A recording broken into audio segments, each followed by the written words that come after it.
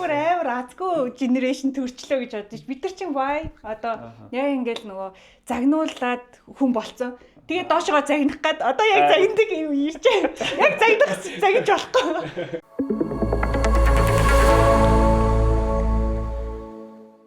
За бүгдэнд нь өдрийн мэнд. Манай On Type podcast-ийн дараагийн дугаар эхлэхэд бэлэн болсон байна. За тэгээд энэ дугаарын хүндэт зочноор манай Green Gate International компани CEO Уран Жаргал оролцож байна. Тэгээд бид хоёрын бас подкастад хүндэтгээ ирсэнд баярлалаа. За тэгээд манай подкастын ер нь бол зорилго за ерөөхдөө карьерийн амжилт, за ямар нэгэн амжилтанд хүрсэн хүмүүс шат бүртээ амжилт гаргаад байнга амжилттай байгаагүй хүнд бэрхшээлүүдийг даваад тэгээд өөрийнхөө зарчим одоо хүмүүжил одоо ёс суртахуунаар давж гардаг тэр бүгдийг одоо нээлттэй ярилцахаар энэ ирсэн байгаа. За тэгээд мэдээж подкаст маань ийм хоёр хэсгээс бүрдэж байгаа. За уран жаргалын маань эхний хэсэг болохоор энэ карьерийн ерөнхийдөө энэ замнал маань ер нь ямаршгүй байдлаар яг одоогийн энэ позишнд хүрсэн юм бэ те. Тэгээд энэ дээр бас хэдүүлээ гоё юм зах зээлийнх нь мэдээллийг бас товчхон дуртад явна. За хоёрдугаар хэсэг маань болохоор work life balance гэдэг хэсэг байгаа. Энэ нь болохоор за энэ их олон одоо төсөл ажлын хажуугаар өөрийнхөө амьдралынхаа энэ бас энерги эрч хүчийг яаж сэлбэж байна тий тэрний тухай ярилцсан. За тэгээд Тэмүлэн Бямба. За тэгээд уран жаргалаас одоо хамгийн түрүүнд хэдүүлээ ярилцж эхлэх топик маань болохоор яг одоогийн байгаа position. За CEO байгаа. За тэгээд яг ажиллаж байгаа компанийнхаа тухай дуртад эхлүүлээд юм бэ. Энэ Green Gate International гэдэг компани ямар үүсэлтэй компани хэдэн оноос эхэлсэн бэ гэдэг талаар яриад байна те. За подкастт авирсанд баярлалаа. Намайг Уран Жаргал гэдэг. Тэгээ одоо би болохоор Mons Group-ийн импортын охин компани Green Gate International-ийн гүйцэтгэх захирлаар ажилладаг. Тэгээд ер нь бол анх үүсгэн байгуулагдсан цагаас нь ажиллаж байгаа. Гүйцэтгэх захирлаар яг анх үүсгэн байгуулагдсан гэсэн үг. Тэгээд Монсод ороод Монсод ороод одоо 10 жил болж байгаа. За манай компани байгуулагдаад бол одоо яг 6 дахь жил рүүгээ орж байгаа гэсэн үг. Тэгээд анх бидний зорилго болохоор Монс өөрөө яг нөгөө эмийн компани гэдгээрээ олон нийтэд танигдсан, эмэл үйлдвэрлэдэг, эмэл зардаг юм байна гэж бодоод. Тэгтэл олон улсад бол яг эм хэрэглэхээс өмнө маш олон одоо зүйлүүд баа штэ. Амьдралын хэв маягаа зөв болгох ёстой, эрүүл хүнс хэрэглэх хэрэгтэй, эрүүл мэндийн талаар мэдлэг боловсралтай байгаад, дээрэс нь витамин саплементуудаар өөрсдийнхөө дархлааг дэмжиж тэгээд эцсийн шатандаа эмч байд юм уу те. Тийм болохоор Монсын яг нөгөө нэг яг алсын хараатай нэгтээд бид нар ер нь эрүүл амьдралаар эрүүл байх боломжтой юм. Заавал эмийн хэрэглээр хүрэх шаардлагагүй гэсэн тийм алсын хараатайгаар манай компани байгуулагдчихсэн. Тэгээд ер нь бол яг байгуулагдаад дөнгөж эхлээсээ биш Монсод нөгөө би өмнө нь болохоор Монс Улаанбаатаргийн эмийн сангийн сүлжээ дээр төслийн менежерээр ороод тэрнийхээ дараа борлуулалт маркетингийн захирал болоод тэгээд тэр үедээ болохоор олон улсын яг нөгөө эмийн сангийн одоо чиг хандлага ямар чиг хандлагатай байна, Монгол улсад одоо юуг нэвтрүүлвэл илүү хэрэглэгч нар маань бэлтгэгдсэн байна гэдэг дээр нэлээд судалгаа хийж агаад тэгээ шинэ бүтээгдэхүүнүүд, брэндүүдийг оруулж ирсэн. Тэгээ тэрийг ганцхан Мосынхоо сувгуудаараа зарж агаад, борлуулж агаад тэгээ тэр нь дэлгэрээд өргөжөөд компани болцсон гэсэн. Будаа болох юм байна гэдэг. Өөрөө ер нь өстой хэлсэн юм биш үү? Тийм, ер нь бол төслийн менежерээр анх Монсод орж исэн. Green Gate International гэдгээр нөгөө хүмүүс аягүйх нөгөө Green Group гэдэг шүү дээ. Тэндээ аягүйх анзаард юм билээ. Green Gate International чинь хэдэн онд вэ? 18 гэсэн үү? 18 онд. 18 он. Тэнд одоо орчин 20 гаруй брэнд бүтээгдэхүүнтэй яваад байгаа байхгүй юу? Аюу тань дистрибьюшн компани болсон. Тэгээд сая түрүүн урнаманд уртлаа яг нөгөө чиглэлүүд нь болохоор илүү тийм эрүүл хүнсийг одоо эмнээс төрүүлж хэрэглээд бие бэлдээчээ гэсэн иймэрхүү одоо зорилттой гэсэн үг тийм. Тэгээд одоо компани маань хэр том компани вэ? Хэдэн хэр ажилтнтай вэ? Хэр өргөгдсөн байна вэ 18 оноос хойш? Ер нь бол нөгөө бизнесийн үйл ажиллагаа маань 2014 оноос буюу намайг яг Монсод орсон жилээс эхэлсэн. Монс Улаанбаатар гэдэг компани болохоор зөвхөн эмийн сангийн ритейл худалдаа. Тэр нь мэдээж та бүхэн мэдж байгаа шүү дээ. Хүний барааг аваад одоо дэлгүүр дээрээ байршуулад эцсийн хэрэглэгч түргдэг. Тэгэнгүүт бид нар нөгөө яг ритейл бизнес дээр импортын бизнес ороод ирэхээр бизнес өөрөө зөрчилддөг юм бэл. Дундаа одоо яах юм, бөөн хийх юм уу, ганцхан энэгээрээ зарах юм уу, одоо маркетинг нь ямар явах юм, юу нь одоо ашигын маржин нь яах юм гээл айгүй олон зөрчилд байна. Тэгээд яг ингээ хэдий том брэнд байсан ч гэсэндээ хэдий Монгол улстай эмийн сангийн сүлжээндээ номер 1 байсан ч гэсэндээ зах зээл өөрөө ингээд айгу хашигдмал болоод ирж байгаа байхгүй юу? Бүтээгдэхүүнээ оруулж ирээ. Тэгээ бид нар 2018 онд Мос группийн ерөнхийлөгчийн санаачлагаар за ер нь бол одоо хэдүүлээ өөр одоо компани болгоод гараа. Нөгөө талаас манай хэрэглэгч нар ч гэсэн айгүй хүсэлт тавьж байсан.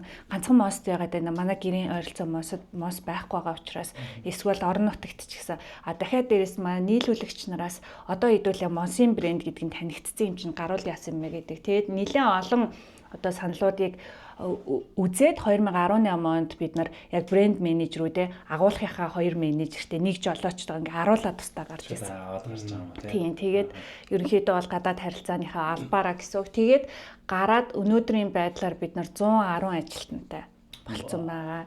Тэгээд Монгол улсын гоо сайхны зах зээл дээр номер 1 болсон. Эрүүл хүнсний зах зээл дээр бид нар яг брэндээр бол бас номер 1 болсон. Тэгээд хүүхдийн хэрэгслийн зах зээл дээр бид нар 2-т байгаа. Тэгээ ер нь бол бидний нөгөө голлох категори 5 категорид хуваагддаг. Гоо сайхан, үргийн эргэлэн ээж ба хүүхэд, эрүүл хүнс, нүүр будалт гээд тэгээд бид нар яг голлох 3 категори дээр бол зах зээл дээр нэлээд том байр суурьтай болоод байгаа. Тэгээ энэ нь болохоор бид нар ингээ маш их хэмжээгээр зарсан гэхээсээ илүү хэрэглэгч нар илүү мэдлэгтэй худалдаа авах дээр илүү нөгөө нэг шалгуур тавьдаг болчиж тэрэндээ одоо зөвхөн зүгээр анхдагч хэрэгцээ гэхээс илүү энэний цаана юу байгаа вэ гэдгийг айгуу сайн алсын хараатайгаар хардаг болчиж хэрэглэгч нар бүтээгдэхүүний чанар гэдгийг зөвхөн өнгө үзэмжээр дүгнэхээ болцсон байна гэдгийг бол харж байгаа. Тэгээд гол яагаад бид нар айгуу сайн амжилттай энэ цөөхөн жилийн гэхээр мэдээж мос байсан арталт нь нөгөө талаасаа манай ажилчид айгуу чин сэтгэлээсээ ажилласан. Тэгээд тэрэнд бол айгуух баярлалдаг. Тэглээ яхаа тий. Тэгээд сайн нөгөө нэг яг энэ датагийн сансаар мундаг байна л та тий.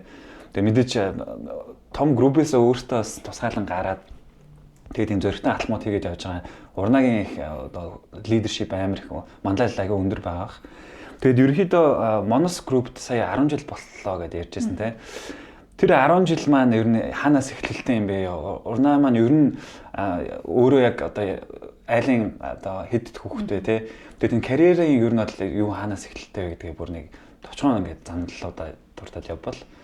За би айлын баг охин тэгээд дээр 2 ах нэг эгчтэй. Тэгээд би болохоор төрсөн нутаг нь болохоор Улаанбаатарт баг насаа өнгөрүүлсэн. Тэгээд манай аав цэргийн хүн байсан болохоор нөгөө цэрэг томилогдоод дархан уул аймаг руу барилгын цэргийн газрын захирагчаар томилогдоод бид нар гэр бүлээрээ 5 дугаар ангиас хойш очсон. Тэгээд тэнд айгуу тийм миний яг идэвхтэй амьдрал ихээсээ яг нөгөө 5 дугаар анги хүртэл бол гэрээсээ гарахгүй те найз нөхдөд бол яг ангийн найзуудаар л хүрээлэгдэжсэн бол 5 дугаар ангиасаа тарханд очиод амар олон нийгэм шиж эхэлсэн.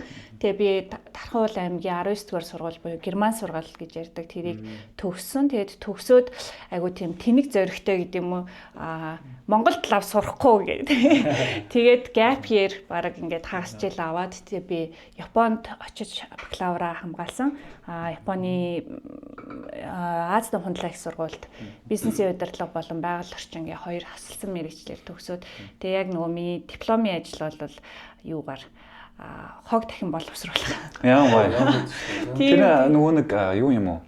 2 мейжер гэдэг нь зүгээр нэг бакалавр, 2 мейжертэй гэсэн үг шүү дээ. Хасалсан мэргэжлтэй төгс. Энэ гэр бүлийн нөлөө орж ийн үү чи өөрөө ер нь мэдээж 10 жилийнх нь бас гадагшаа яваад байсан болохоор гэж хэлсэн үү? Ер нь ямар нөлөөтэйгээр Япон руу явсан бэ? Яг тухайн үед болохоор нэг тийм гадагшаа явдаг тренд нь тийм амар өндөрч байгаагүй, боломж нь ч айгүй бага байсан.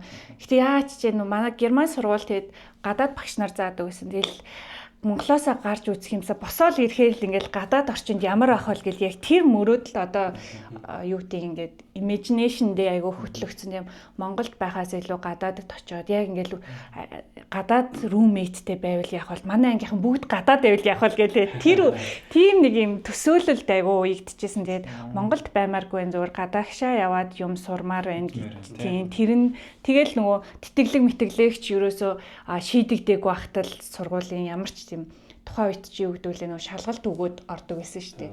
Конкурс гэж ярьдаг. Тэгээ конкурсанд ч ороогүй. Тэгээд манай тэр үед чинь конкурсны нөгөө хуваар зарч мардаг. Тэгээ намайг авч чадаагүй юм уу чи мөсийн хуваар байж та авах уу гэж хүмүүс үрдэл санал. Үгүй би Монголд сурмаар байна. Тэгээд айгу азтай би тэтгэлэг аваад 100% тэтгэлэг аваад Японд сурч ирсэн. Япон хэл дээр Агүй англи хэл Япон хэл 2 дээр эхний жилдээ бол Япон хэлийг 2 жил сураад тэгээд хүсвэл Япон хэл дээр хичээлүүдээ авч болно, хүсвэл англи хэл дээр авч болно гэх. Аль тэтгэлэг вэ? Аз нам хандлах сургуулийн яг сургуулийнхын тэтгэлэг. Сургуулийнх нь өөрөө 100% тэтгэлэг. Энэ дээр нөгөө сая ярьж байгаа gap year гэдэг энэ нөгөө 10 жилийнхэн дээр амар чухал байгаад байгаа. Харагддаг те нөгөө бид эдийн сурж ирсэн юу бол жил болгон шууд төгсөөл их сургуульд орох хэрэгтэй гэдэг. Энэ дээр яг яаж gap year авъя гэж шийдсэн, гэр бүлдээ яаж ойлголоо. Тэгээд одоо манай найзууд дотор ч гэсэн gap year авсан хүмүүс байдаг. Тэгээ бүр яг тэтгэлээ аваад амар сайн сургуулиуд руу бас явсан хүмүүс байгаа. Тэрэн дээрээ яг бас нэг жоохон сонирхолтой шүү дээ. Жохон эргэтүүл хөөхд байсан. Айгу тийм дураараа баг ингээл ээж бид нар хотоос нүүж очиж исэн тийм ээжийн ажил нь хотод хийвэрээ ээж ингээ ирээ очиж явдаг гэсэн аахгүй. Тэгэл нэг өдөр автагаа унтжаалаа би шилжмээр байна гэл. Тэгэл тэгсэн чи ээж буцаад ирсэн чи сургууль шилжсэн. Найзаагаа дагаа шилжсэн. Тэгээд ер нь бол айгу тийм дураараа шийдвэр гаргадаг байсан. Тэгээд тэр шийдвэрүүд нь одоо ингээ эргээ харахаар онсон шийдвэрүүд байдаг. Гэхдээ gap year-ийг ингээ айгу тийм дэмждэг төрлийн хүн бол биш. Мэдээж тэрнийхээ цаана ингээ яг ямар эрсдлүүд байгаа вэ? Тэрний одоо gap year авснараа би өөрийгөө юунд зориулах юм те үнэхээр юм төлөвлөгөөтэй явж чадж байгаа юу гэдгийг айгу сайн шийдэхгүй болвол бид нар ингээд амжилттай кейсүүдийг л сонсоод байгаа болохоос фейллүүд бол амар олон байгаа шүү дээ тий их цаг хугацаа алдсан тэр нь ингээ буцаад гэр бүлтэн ч гэсэн амар хачаал өгдөг. Тэгэхээр тэрэн дээр бол эцэг эхчүүдтэй айгу сайн ярьж агаад gap year аваарэ. Тэрийг бол айгу зөвлөх дургүй. Яг gap year яг төлөвлөсөн үү гэхдээ зүгээр саяны ярьж байгаа бол шууд дураараа бараг ингээд явсан гэж байна. Би нөгөө нэг тэтгэлэг авахаар айгүй олон ингээд бөөлцөн байсан. Тэгээ тэрнээс хариу ирээгүй болохоор за ямар ч байсан би нэг яаж иж байгаад явах байхаа гэд төлөвлөсөн байсан болохоор тийм тэрнээс за окей ямар ч байсан болохгүй байл тэгэл дараа жилээс сурчий ч юм уу тийм бодолтой ерөөсөй байгаагүй. Яаж иж байгаа тайл нэг сургууль нь бол хариу өгөх байх л гэж бодсон. За Японд сурна. Япон ч өөрөө мундаг том соёлтой орн. Тэгээд соёлын одоо дэлхийд даяар гайхширдаг те. Тэр соёлоос мэдээж сурж байгаа байх. Тэгээд амар тийм нөлөөлсөн хүчин зүйлүүд байна уу тэр дундаас ер нь юм ойлгож ухаарсан ч гэдэг юм уу айгуу том сурсан зүйлүүд ч юм уу. Яг тэр сурж байгаа явцдаа ч юм уу. Япон айгуу сахилга баттай л болгодог. Ер нь ингээ тэгээд ганцхан Япон гэлтгүй ер нь бол гадагшаа яваад сурна гэдэг бол шууд амьдрал нуруунд идэл ирж байгаа шүү дээ тий. Ямар ч сайхан баян айлын хүүхэд очиод бүх мөнгөний гэрээсээ авдаг хүн байхгүй тий. Бүгдөө л цагийн ажил хийн. Тэгээд миний хувьд болохоор би өглөө ресторанд буудлын өглөөний цайн дээр ажилладаг гэсэн. Тэгээд хормын ресторанд бас гардаг гэсэн. Тэгээд өглөөний цайн дээр ажиллахад 5 цаг гэхэд би буудал дээр бэлэн одоо яг өглөөний цайгаа бэлтгээд гаргадаг. Тэгээд тэр үед чинь дөнгөж 18 9-тэй хүүхэд чинь өглөө юу ч идэхгүй өглөөний цайн дээр очино гэдэг бол амар тэгээд яг тэр үед ингээ за би ажил хийхгүй бол яах юм бол чинь ингээл бүх амьдралд ирдэг учраас тэрэн дээр бол айгуу сайн төсвөр хатуужил суудаг. Ганцхан Япон гэлтгүй бүхэл орн тийм баг. Тэгээд дээрэс нь Япон хүмүүсийн айгуу тийм хариуцлагатай дээрэс нь яг ингээд цаг баримталтай гинтер дээр бол айгуу тууштай тийм хатуужилтай зангал сурсан бах гэж заа гэвэл яг заа байж чаддаг тийм зангуудаас нь одоо суралцсан бах гэж боддог. Тэгэд сурчаад Монголдо ирж байгаа. Тэгээд шууд ажлын байран дээр ер нь бол гарсан уу? Эсвэл дундуурнаас өөрийнхөө төслүүдэд хэрэгжүүлж эхэлж ийсэн үү ямар ч гэж болно шүү дээ. Ингэсэн нөгөө сургуулаа яг төгсөөд угаасаа Японд ч нэг 2 улирал байдаг байхгүй төгсөлтөд хаврын элсэлт намрын элсэлтийн таврын төгсөлт намрын төгсөлт тэрэн дээрээ нөгөө job hunt хийдэг. Яг тэрнээс бол дуртай үедээ job hunt хийдгүү. Тэгээд яг job hunt хийгээд би болохоор нэг сургуульд багшаар үлдэх болоод офер авцсан байжсэн чинь манай нэг нагц хурж ирээд би тээвэр зуучин компанид ажиллаулд юм аа. Тэгээд хоёлаа нэг Токиод манай партнертай уулзаад хийгээд тэгээд тэрэн дээр нь орчуулга хийж уулзчихсан. Чи ер нь хүрээ дээр хоёлаа цуг өстө Монголд бужигнуулъя гэ. Тэгэхээр за нэрээ Монголдо очиж идөө гэд хичээхаа компанид нэг хагас жил ажилласан. Тэгээд яг тэр хугацаанд болохоор би чи нэрээ юу хийгээд байна гэж ер нь бодсон. Одоо арай нэг жоохон том газар ажиллаж туршлага судлах хэрэгтэй юм байна. Тэгээд 6 сарын дараа 5 богд группт ажилд орсон. Тэгээд 5 богд группт яг Баатар сайхан захирлын ажлын албаны гадаад харилцааны мэрэгчлэлтнэр орчихсон. Вау. Хэдэн хоног яриад байна? 2010 ярьж байна тийм. 10. 5 богдын аль компанид? 5 богд Trade гэдэг чинь толгой компани. Импорт хийдэг. Ер нь бол юм. Аагүй ер нь бол толгой компани. 5 богд Trade. Тэгээд 5 богд Trade нь болохоор бусад яг нөгөө охин компаниудынхаа үйл ажиллагаа. Манай нөгөө нэг алба болохоор яг одоо хэлэх юм бол баг бизнес хөгжлийн алба шиг Баатар захирал эсвэл Хулан захирал хоёр ийм одоо хүнтэй холбогдоод ингээд бизнесийг ярилцаад яг эхний шатны ярилцлагууд одоо хилцээрүүд нь хийгдээд тэгээд судалгаанууд хийгдээд окей энэ бол яг боломжтой бизнес байна гэхээр дараагийн компани руу ч юм уу дараагийн алба руу шилждэг. Яг тэр дундын одоо communication-ыг хийдэг гэсэн. Баатар сайхан захиралтай ажиллахад ер нь ямар байсан бэ? Одоо бодоход гоё л дээ шүү дээ. Гэхдээ ер нь бол амар чанга хүн. Тэгээд яг ингээд шүн 3 цагт ингээд асуултын тэмдэгтээ мессеж ирнэ. Тэгээд би нэг удаа яг тэр үед ажиллаж байхад бас одоогийн Funai Dirt Devil энэ гэж та нар мэдхүү нэг юм LCD телевиз өнгөж модонд ороод тэгэл айл болгонд Funai телевиз байдаг байсан. Өмнө нь айгу том телевизтэй байж. Тэгэл тэрэн дээр LCD телевиз одоо ингээд бид нар үйлдвэрлэхэ боллоо. Танах сүүлийн захиалгаа өгөрэй гэлтгсэн чинь айгүй их захиалга өгсөн. Тэг би тэрэнд чинь зөвхөн гадаад харилцааг нь л хариуцдаг гэсэн болохоор мэдээж захиалгын тоо хэмжээ надад тооцоол моцоол нь октоосоо би октоосоо хамаагүй заваа хит захиалвэ гэхээр нь захиаллаа гэсэн чинь нэг удаа захиал тэгээд тэгсэн чи тэр нь бүр амар хэмжээгээр ирээд тэгээд LCD телевиз үйлдвэрлэхтэй болоод LED телевизийн ирэнлүү орж их үед нь бид нар LCD айгүй ихээр захиал тэгээд тэгсэн чинь дараа нөгөө нэг тоосны мангас Dirt Devil дээр тэгээд тэр нь айгүй том асуулт. Тийм. Тэгээд тэр нь бүр амар асуудал болсон байхгүй LCD яаж одоо энийгээ туусгах вэ? Тэгээд нөө тоосны мангас чинь бас нэг амар шуурга болол тэгсэн чинь Баатар захирал захиал гэл тэгэхээр нөгөө менежерлэг чи одоо өстө Баатар захирлын үгээр болоод ахи өөрөө тооцоол боцоол сайн эсэ байгаа зү гэдэг амар ярьж ирсэн чи арт Баатар захирал. Тэгээд өгтлээ загнуулж ирсэн. Чи тийм мундаг юм бол энэ дээр бодоодох бодоод яг тэгээд тэр ингээд ерөөсөө санаанаас гардггүй амар том дурсамж болцсон. Хичээ юу ч мэдгүй мангарцаа орсноо хинийг ч хинт болоод байна. Тэгээд тэр яг тиймэрхүү юмнууд айгүйх гарч ирсэн. Тэгээ өмнө нь айгүйх загнуулдаг байсан. Тэгээд яг тэрэн дээр ингээд тухайн үед бодож байгаа байхгүй. Би нөгөө нэг айлын баг болохоор бараг загнуулж өгсөн. Тэгээ яагаад ингэ загнаад идэм болоо би загнуулмааргүй байна гэ тий яг нөгөө хүн удирдаад ирэхдээ тийм мэдрэмжийг хүнд өгчихгүй юмсан гэж айгүйх бодож ажилласан. Би бас тэндээ зүгээр миний хувийн бодол болохоор одоо яг энэ 90 оноос ингээд зах зээл шилжээл тий тэгээд яг нэг манай нийт хүн ам одоо эдийн засагчсан ер нь бол жоохон таараа байсан үед ч тий одоо л ингээд баг ахаалаа тэр үед тэр яг нэг нэгт бас өдөрлөгүүд нь ингээд лийштэй шээ. За одоо өдөрлөг байгаа хүмүүс нь ингээд лийштэй яваад сурцсан ч юм уу те. Тийм хүмүүс. За тэгээд ингээд зах зээл дээр Монголын одоо сургуулиудаар ингээд одоо юу гэдэг юм бэлтгэдэг гарч ирж байгаа хүмүүс нь бас яг нөгөө шууд бэлэн биш байдаг юм шиг их тохиолдол байсан гэж хараад байгаа байхгүй. Тэнгүүд тийм нөгөө нэг загнадаг жоох юм диктатур өндөртэй байж иж юмаа хийлэгдэг тийм колчр байсан бах гэж би зүгээр боддیں۔ Тэгээ одоо яг нөгөө нэг бид нар ч бас арай илүү хөгжингүү болоод интернет орж ирэл яг ямар ажлын байр хэвээр яаж хүмүүстээ харьцах хэвээр гэдгээ илүү хурдтай мэддэг болсон цаг ирэх үед бас арай илүү нөгөө юмнууд хөгжөөд өөр төвшин рүү явж байгаа гэж би зүгээр хардсан шүү дээ. Та яраас тэрэн дээр юу гэж боддог вэ? Ер нь чанга диктатуртай байсан энэ үед дээр. Үгүй бас миний боддгоор бол аль болох юм нөгөө хүмүүс нь чөлөөтэй ярьж болдог байгаас л гэдэг юм байгаад байдаг.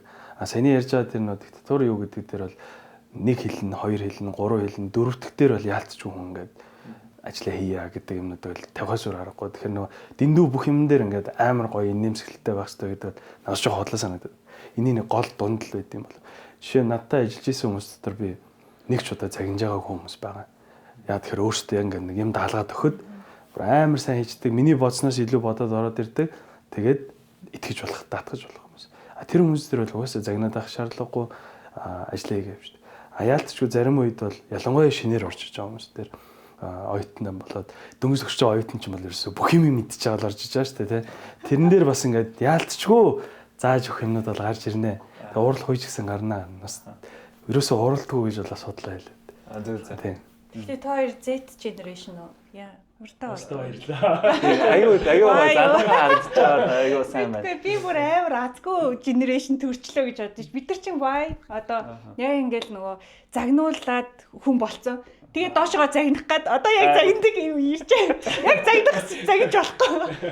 Гэхдээ уран жаргал та бас санал нийлж байна ер нь. Одоо юм яг тэр тухайн үед иймэрхүү нөхцөл байдалтай байсан учраас бас юм диктатур илүү чанга байсан гэдэг дээр.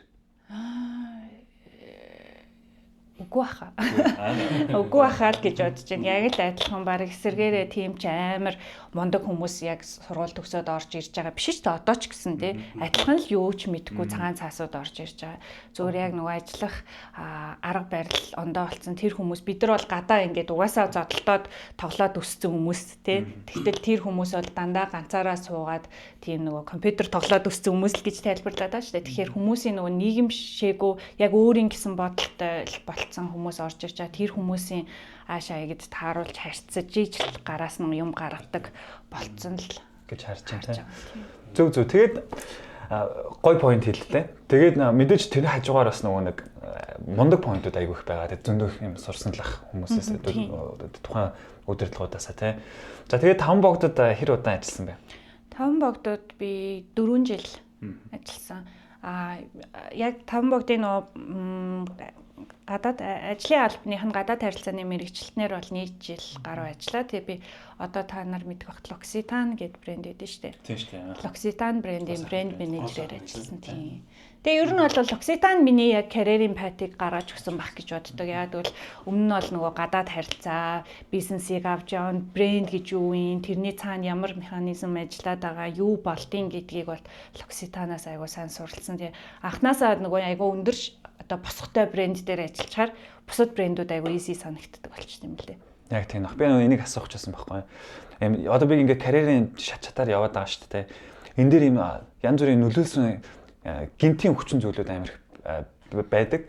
Тэгээд тим юмнууд байвал уран жаргалтаа бити алдаараа шууд уртаад яваарай. За хүн ч юм уу одоо аттай байдал ч юм уу те. Одоо энэ L'Occitane брэнд гэдэг чинь яг юм бүр бүх юмны бас ингээд үе таалгын нээчихэж байгаа байхгүй. Тэгэхээр аянаас айгүй том хүчин зүйл болчихж байгаа. За L'Occitane брэнд дээр ингээд 3-4 жил ажиллаад 2 жил ажиллаад тийм зах зээл дээр таниулаад том ажил болж байгаа байхгүй тий. За тэгээд ер нь бол одоо өөрийнхөө одоо чиглэл рүү тэр одоо яг эрүүл хүнс гэдэг чиглэл рүү яаж шилжиж чинь.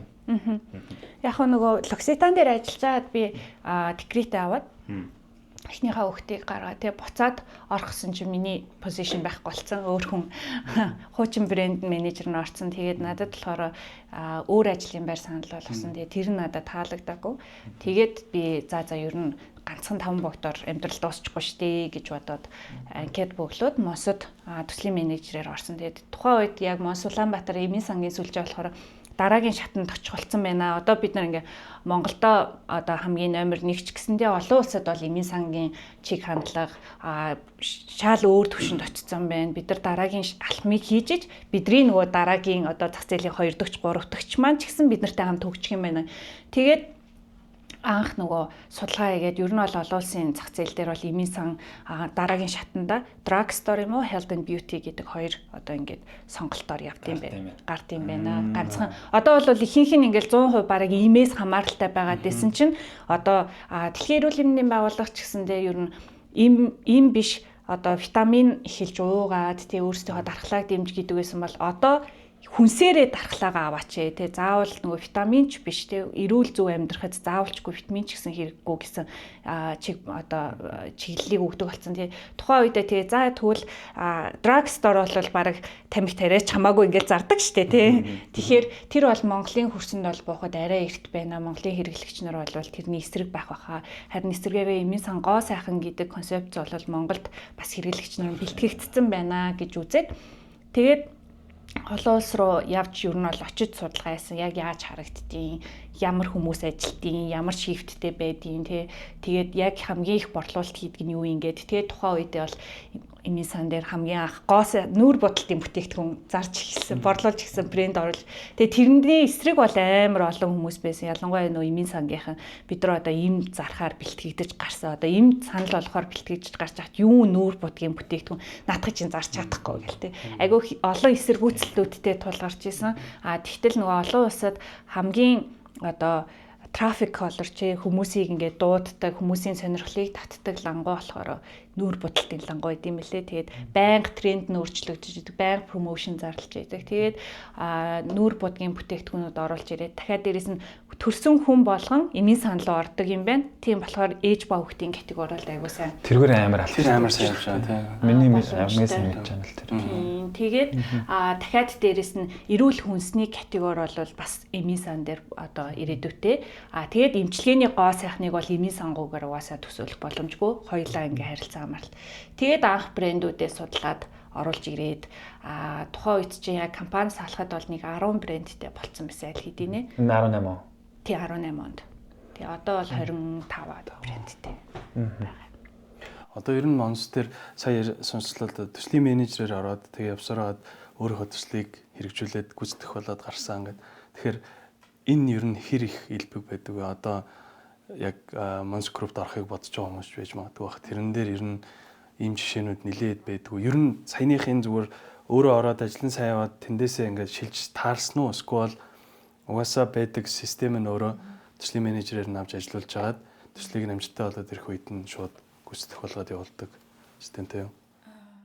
Би нөгөө төслийн менежерээр ороод бараг жил хүрэхгүй хугацааны дараа борлуулалт маркетингийн захирлаар нь болж исэн. Тэгээ ингээ харахад яг би дөнгөж 25 настайдаа захирал гэдэг статус дээр очиж исэн. Тэгээ тухайн үед бол айгүй эрт очсон. Тэгээд Азч нөлөөлсөн байх. Тэгээд миний нөгөө нэг 5 богдод байсан яг намайг ахалж исэн ахлах маань надад тэгж хэлж байгаа. Ягаад би бусдаас ингээ ягаад өөр үгүй бусдуудтай харьцуулахад ямар вэ гэдэг нэг тиймэрхүү нэг харилцан яриа болоод тэгсэн чинь надад болохоор бусд хүмүүст болохоор би хий гэсэн юмыг хийдэг. Чи болохоор дандаа давуулж хийдэг байсан. Тэр нь болохоор зүгээр өөрөө санаачлагаараа хийдэг байсан. Тэгэхээр тэр нь босоод одоо 4-5 хүнээсээ ялгарч харагддаг байсан гэж хэлж исэн. Тэгээд тэр надад айгүй яг тэгсэн байх л гэж боддог. Ер нь бол хийх ажил үүргийнхаа хуваарийн дагуу за энэ бол миний ажил ингээл болоо гэж юусаа хардггүй. Эний цаанд би энийг ингэжүүл сайжруулах юм бол яах вэ гэд тэрийг карьерийн төлөө биш зүгээр би өөрийнхөө төлөө тэгэж хийдэг байсан. Тэр нь ингээд удирдлагуудад айгуу сайн харагддаг. Одоо ч гэсэн би ингээд хүн удирдах байгаа үед яг хийх ёстой юм аа хийдэг хүмүүс байдаг. Тэрнээс давуулаад хийж байгаа нугасаа ингээд авцсан харагддаг байхгүй. Бүр яг ингээд дэлгээ тавьсан цааш шиг. Тэгэхээр яг тэр байдлаараа магадгүй давуу тал байсан баг. Тэгээд Монсын үед бол үнэхээр хийж чадвал окей гэж нөгөө алдах онох эрхийг олгодог тийм соёлтой байгууллага бусад нөгөө нэг юм корпорациудыг бодвол гоё шүү дээ. Яг би бас тэгж бодоод байдаг байхгүй юу. Одоо ингээ харахаар ялгарч гарч ирмээр байна гэл залуу ярьдэн шүү дээ. Тэрэн дээр бол яг хийх ёстойгоосоо давуулж хийх нь өөрөө угаасаа хамгийн одоо давуу тал болоод одоо өмнөх ажил дээр би ч гэсэн харж амар олон жилийн туршлагатай хийдгээ хийцэн гэж бодож байгаа хүнийг авснаасаа илүү тийм их туршлага байхгүй гэхдээ яг өөрийгөө харуулъя гэж бодож байгаа хүн орж ирэл компанид хамаагүй үнцэнтэй хамаагүй хурдтай ажлыг явуулдаг юм байна гэж бас харж байна. Өөр бүтэмж айгүй өндөр болчихсон тийм. Юун дээр нь 40-даа бас хийж байгаа. Маркетинг борлуулалт маркетингийн захирал гэхээр энэ дээр яг одоо им үйлдвэр, эмийн сан одоо эмийн борлуулалт дээр маркетинг ер нь яаж явагддаг вэ? Тэрэн дээр сонирхолтой юм арай өөр байдаг болов гэж би бодоод тийм. Дижитал дээр хүртэл тэр чинь 20-тай байдаг байхгүй. тэгэхээр тэндээс сонирхолтой яриач та яаж ер нь маркетинг хийдэг гэж шүү дээ. Яг хоо эмийн сангийн салбарт ажиллаж исэн ч гэсэндээ эмийн маркетинг бол хийдэггүй. Яг тэгвэл нөгөө бид нар чинь түрүүн хэлсэн чинь жижиглэн худалдаа учраас хүний одоо оруулаад ирсэн бараа бүтээгдэхүүнийг өөрсдийнхөө лангуугаар дамжуулаад гаргаж байгаа. Гэхдээ мэдээж тэнд зогсож байгаа эмзүүч нар яг зөв бодит одоо бүтээгдэхүүнийг тайлбарыг танилцуулж байгаа. Тэрнээс бол маркетингийн ажлыг бол угаасаа хариуцдаггүй байсан. Бидний хийдэг маркетинг юу вэ гэхээр бусад өрсөлдөгчийн эмийн сан руу биш, манай эмийн сан руу орж ирэх тэрэл урсгалыг татах нь чухал. Тэрэгээрээ татахын тулд дараагийн төслийг нь хийсэн нь ер нь зөвхөн зүгээр эмийн сангийн концепт биш, дараагийн концепт руу байгаад тэгээд одоо өөр бүтээх им авах гэж орж ирж байгаад саксны одоо худалдааг нэмэгдүүлэх зорилгоор бусад өөр бүтээгдэхүүнийг хажуу хаваар нь байлгая л гэдэг тийм одоо маркетинг бол хэрэглэгчдэр нэг орж ирсэн хэрэглэгч нарыг давтан хэрэглэгч одоо орж ирэх тэр нөхцөл болцыг одоо гаргах. Тэрний тулд юу хийсэн бэ гэхээр мэдээж эмийн байгууллага бол тийм дуртай одоо үнэ тавьж чадахгүй шүү дээ тий. Нөгөө эмийн санд яг адилхан үнээр байлгадаг. Тэгэхээр бид нар үнээрээ өрсөлдөх боломжгүй. Үйлчлэгээгээрээ орчноороо бараа бүтээгдэхүүнээрээ гэдэг 3 одоо яг концепцоо барайл тэгж явсан. Тэгээд үйлчлэгээн дээр бид нар тухайн үед үйлчлэгээний консалтинг компаниас нэлээд олон сервис экселленсийн сургалтууд авч исэн. Дахиад дээрээс нь нөгөө нэршлээ өөрчлөөд зөвхөн эмийн сан байсан бол эмийн сан гоо сайхан болгоод илүү дэлгэмэл болгоод тэгээд бүтээгдэхүүнээр яаж ялгарх ингэнгөө зөвхөн мосод байдаг бүтээгдэхүүнээ бид нар олж ирэх хэрэгтэй юм байна гэл брэндүүд рүү хандаж эхэлсэн. Бүр цаагаар байна та. Тэгээд саяны юм дээр нөгөө маркетинг мэддэггүй болохоор бас мангар асуулт биш магадгүй шүү. Гэхдээ им сурчилж болдгоо гэсэн үг. Ямар ч одоо би ингээд сурчлагаа сурчилж болно. Зүгээр нөгөө нэг айгүйх юутай байдаг байхгүй юу? Юу гэдэг вэ? Дүрмтэй. Тийм, хуулийн дүрмтэй. Тэгээд бас нөгөө нэг юм хязгаарлагдмал сурчилгаа явуулдаг байхгүй юу? Одоо жишээл тийм зүгээр нөгөө нэг бүтээгдэхүүн тайлбарлаад арай жоохон юм дүрм ихтэй л гэсэн үг. Тийм. Одоо жишээл энд ингээд бид нар нэг юм ингээд тавьяаг бол болохгүй. Зар сурчлагын тухай хуулийнхаа хүрээнд яг зөвшөөрөл авч тавигдах ёстой. Гэхдээ би бас нөгөө эмийн мэрэгчлэлтэн биш учраас яг хаагуур нь хязгаарлагддаг вэ гэдгийг сайн мэдэхгүй байна. Ямар ч байсан витамин зүгээр энгийн им антибиотик одоо тусдаа ингээд айгүй олон төрлүүд байгаа. Тэр алин дээр нь боломжтой, алин дээр нь боломжгүй гэдэг угаасаа заагдсан байж идэг. Бидний хаардаг нэвтрүүлэг дээр тавьсан байдаг энэ ч юм бол ихэнх тохиолдолд баад буюу нөгөө витамин саплиментууд болсон төрөлд ордог. Англиараа ялгарч байгаа юм тий. Тэгвэл би ингээд ялчгүй им хараад идэм санагдаад байна байхгүй. Энэ тэгвэл нэг юм цорхооч юм уу нэг арай өөр юу байд юм байна тий. Тэгээ им яг нь бас дижитал дээр сурчлагад заавал нөгөө нэг мэдэгддэг байхгүй юу? Бид нар юм special ad явуулж байна. Тэгээд сошиал дээр тийм бид нар юм Facebook гэдэг дээр сурчлагад бол бид нар им гэдэг категори явуулж байна гэдгээ мэдэгддэг байхгүй юу? Тэгжиж явт тийм. Тийм сонирхолтой. Уран жаргал бас нэг топ лидерс гэдэг хөтөлбөрийн талаар дурдж явуулахгүй байна. Тэрний талаар сонссон Монсын нэг CEO болон менежер левлийн албан тушаалтнуудыг дэмжиж сайжруулалт хийдэг хөтөлбөр гэж ойлгосон. Лото. Тийм, лот яриад шүү дээ. Leaders of Tomorrow гэх. Leaders of Tomorrow. Би юу гэж вэ? Top Leaders. Leaders of Tomorrow юм тийм. Зөв. Тэр хөтөлбөрийн бас өөрөө лидер нь байсан байлаа тийм. Тэр хөтөлбөр хэрэг өөрөө нөлөөтэй хөтөлбөр бай. Тэр бол Монс группийн ерөнхийлөгчийн санаачлагаар Хүрлбаатарын санаачлагаар анх гаргаж ирсэн. Ер нь одоо Мосынхоо өсөг ирээдүйтэй менежерүүдээ илүү дараагийн түвшинд нь суралцуулах тэр боломжоор хангая гэд. Тэгээд манай нөгөө Монсын ерөнхийлөгч юм бол айгүй тийм одоо эрдэмлэг хөштэй те. Ер нь боловсролын тал руугаа дээрэс нь эрдэм шинжилгээ тал руугаа айгүй тийм мундаг хүн. Тэгээд хүмүүсээ хөгжүүлээ, боловсралтай илүү дараагийн шатанд хөгжүүлээ гэдэг тал дээр анхаардаг. Тэгээд одоо 12 дахь жилдээ үйл ажиллагаа явуулж байгаа. Жил болгон тийм одоо бол 2 жил болгон сонгогддог болсон. Хүмүүс хүсэх юм бол өөрсдийнхөө анкетыг өгөөд сонгон шалгаруулалтанд орж яваад тэгээд нэг ёсны тэтгэлэг гэсэн үг. Тэгээд тэр жилийн хугацаанд юм 2 жилийн хугацаанд сургалтанд хамруулах, дараагийн түвшинд карьерийг бэлтгэх тэрэн дээр ажилладаг. Тэгээд би болохоор 2 жил лидер нь хийсэн. Тэгээ тэрэн дээр болохоор илүү одоо ахлах болон менежерийн түвшний ажилчдаагаа хамтдаа суралцаад одоо дараагийн карьерт очихт нь ямар ур чадварууд нь дутуу байна гэдэг дээр нь хамтраад ажиллаад явсан гэсэн. Менторшип тал руу гоо гэсэн үг үү? Яг менторшип бол биш. Бид нар гадны аутсорсинг сургалтууд авдаг. Эндээс явж иж гүйцэтгэх захирал дээр очиж исэн эсвэл үгүй. Тэр заавал биш. Заавал тийшээгээ орсон хүн албан тушаал ахина гэсэн үг бол биш. Тэгтээ ингээд эргээд харахаар Монсенсионод бүгдөө лотын гишүүн байсан. хэлж ийн гэсэн үг шүү дээ. Тийм. Заавал бол биш. Тийм. Яг би бас Мосод ороод бас лотын гишүүн байсан. Тэгээд 2 жил гишүүн байжгаад 2021-22 онд лидер болсон. Саяны тэр нөө төслийн менежер байжгаад одоо за эхлээд борлуулалт маркетингийн захирал болсон юм байна. Тэгж байгаа гүйцэтгэх захирал болоод тэгтээ энэ чинь нэг юм компани дотор өөрөө ингээд одоо хичнээн захирал болсон ч гэсэн бас юм яг бүр өдөртэйг явж байгаа шүү дээ. Тэгээд энэ шилжилтийг хийхэд яг ямар байсан бэ? 10 хүнэл аваад гарсан дээ. Тэгтэл эн чинь ингээд бүх юм толгоон дээр ороод ирж байгаа шүү дээ. Тэгээ одоо бол бүр 110. Тэгэхээр яг тэр үеэс гоё дэлгэрэнгүй яаш. Одоо яг ингээд нэг захирал болъё гэж бодож байгаа юмс яг гүйцэтгэх болсны дараа л амар ойлгох юм байл шүү дээ.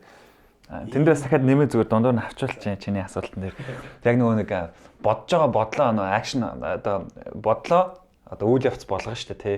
Тэгэхэд ямар хэцүү бас асуудлууд тулгарч ирсэн бэ? Яг бас үйл явц болсон тэр процесс ч юм уу тий. Тийм нэг бас дурдвал.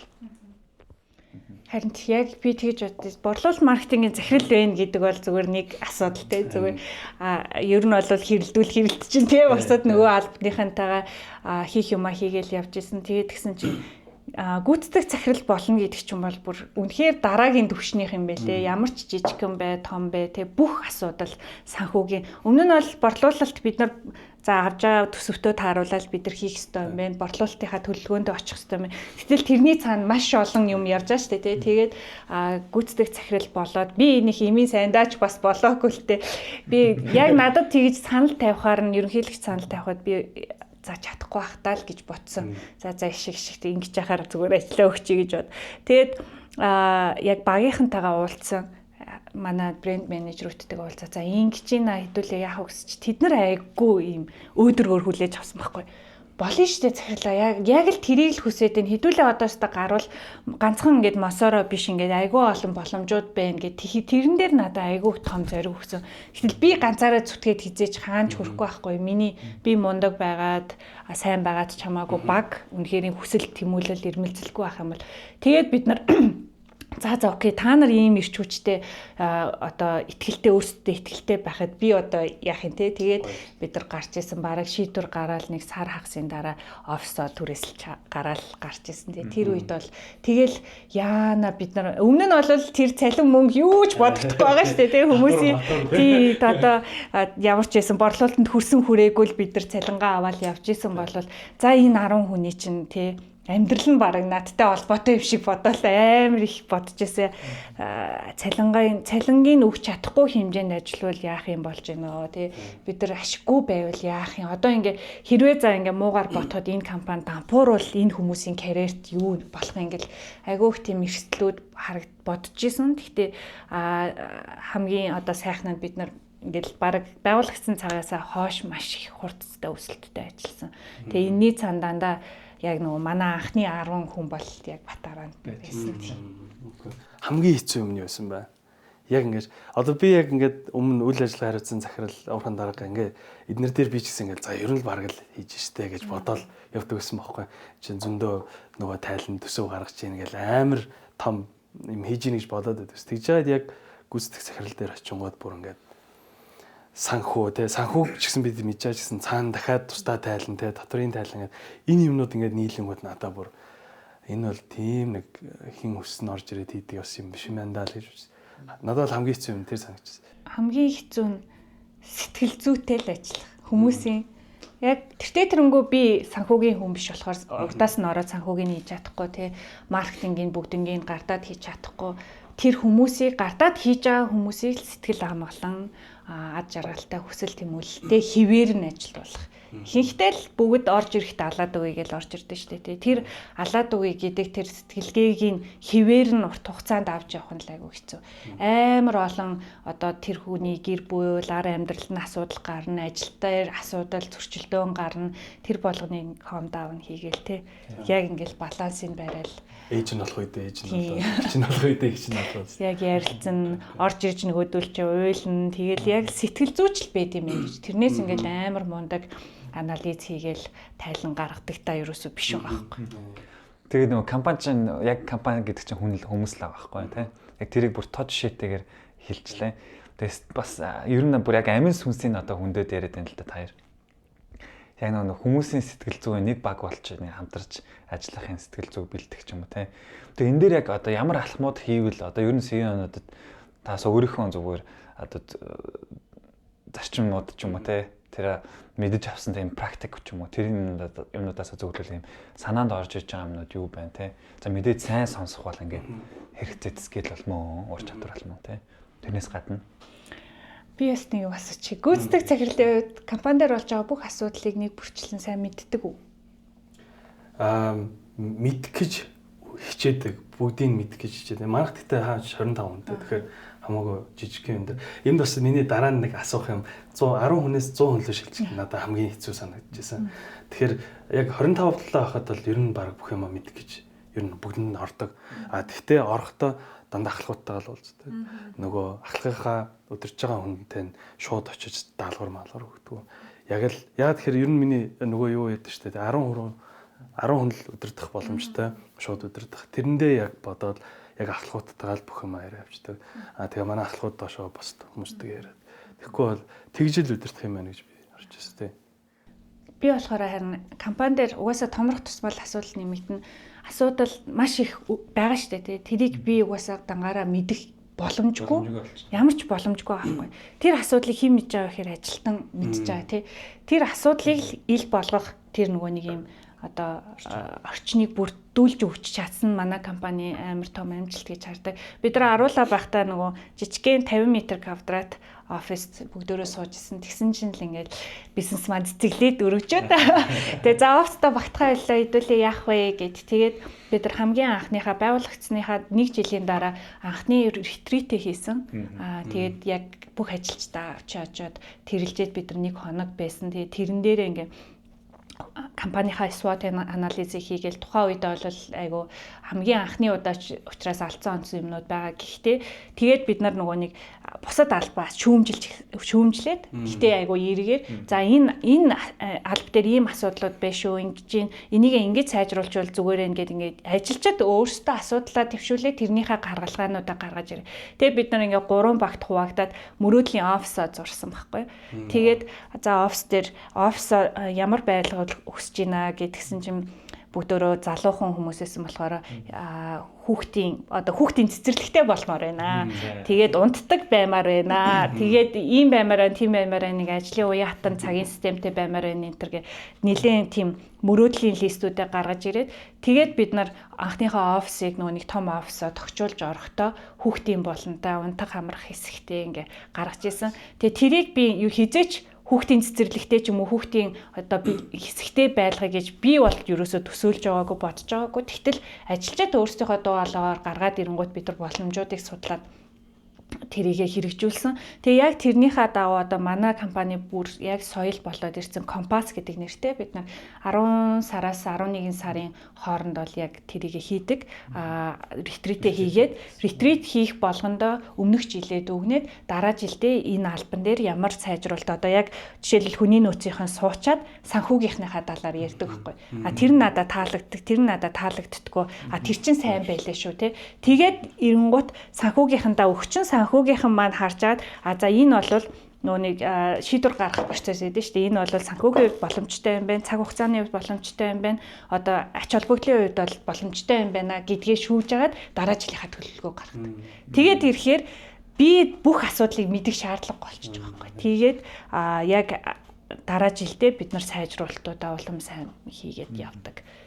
Багийн ажиллагаа тэгээд нээлттэй орчин гэж л надад харагдаад байна тийм. Юун дээр шууд түрүүний асуулт руу 10 хүнээс 100 хүн лөө шилжих энэ одоо өмнөх юм дээр бид яг өмнөх ажил дээр би ороход нэг төвчүүлээ нийтдээ байхад гарахад 550 хүнтэй болсон байсан байхгүй. Тэгээд тэр ингээд нөгөө нэг төвчүүлээ ч юм аруулаа ч юм ингээд байхад нөгөө амар юм family vibe штэ тэг гэр бүлсэг бүх хүн сэтгэлтэй өстой энд нэг хог ойл өрөөл бүгд авдаг те тэгж ягаад том болонгууд эн чинь нөгөө систем рүү орж эхлэхээс тэр нөгөө стартап бас корпорат руу шилждэг нэг юм эвгүй үе өгдөө штэ. Тэгээ тэрэнд ингээд хамгийн сэтгэлтэй байсан хүмүүс хамгийн их юм эмзэглэж үлддэг юм шиг санагдаад байдаг. Ингээд би чинь бүх юмд нь оролцдог ийм байсан штэ. Намайг яагаад тэгэл нэг ийм юмнууд гардаг. Дээрээс нь яг түрүүний бүх хүндээ ус хурж ажиллаж чаддаг шүү дээ. Тэгэхээр нэг 10-аас 100 хүн лөө ингээд шилжих үед одоо хамгийн хэцүү байсан юмнууд нь юу байв? Тэгээ яаж энийг гоё менежментийн л ер нь ур чадвар энэ дээр амар сайн гарах хэрэгтэй мэн гэж харж байсан. Тийм яг аруулаа байхад би бүр ар гэртийн сайн мэддэг байсан байхгүй. Их чинь өвдсөн байвал яана их чинь гайгүй юу, дүү чинь яаж ийн, аав чинь яаж ийн, ирцнөө, хотод ирцнөө гэл ингээл айгүй персонал нөгөө гэр бүлийн харилцаатай байсан бол 100-уулаа болоход би одоо танихаа болоод эхэлсэн. Тэгээ угаасаа яг тэр асуудал чи ирсэн. Бүр анханасаа шалаа угаагаал эхэлж байгаа шүү дээ. Бид нар чинь офсоо цэвэрлээ, шалаа угаагаал, дэлгүүр дээр очиод өөрсдөө өрөлтөө хийгээл, агуулгах дээр очиод бараагаа тоолоол тэгдэг байжгаад томроод ирэнгуут миний ажил үүргийн хуваарт наадах чинь байхгүй. Би тэгдэг бол биш ээ. Хийх ёстой ажлаа хийдэг баймаар байна гэдэг. Тэр бол одоо ч гэсэн үргэлжилж байгаа. Ер нь бол тэр айгүй том сорилт хിവэрэл байна. Тэгээд түрүү хэлсэн шүү дээ. Яг ахлахуудтайгаа л миний доор удирдлаганд байгаа менежментийн багийнхантайгаа л би төс тас юмаа ярьдаг.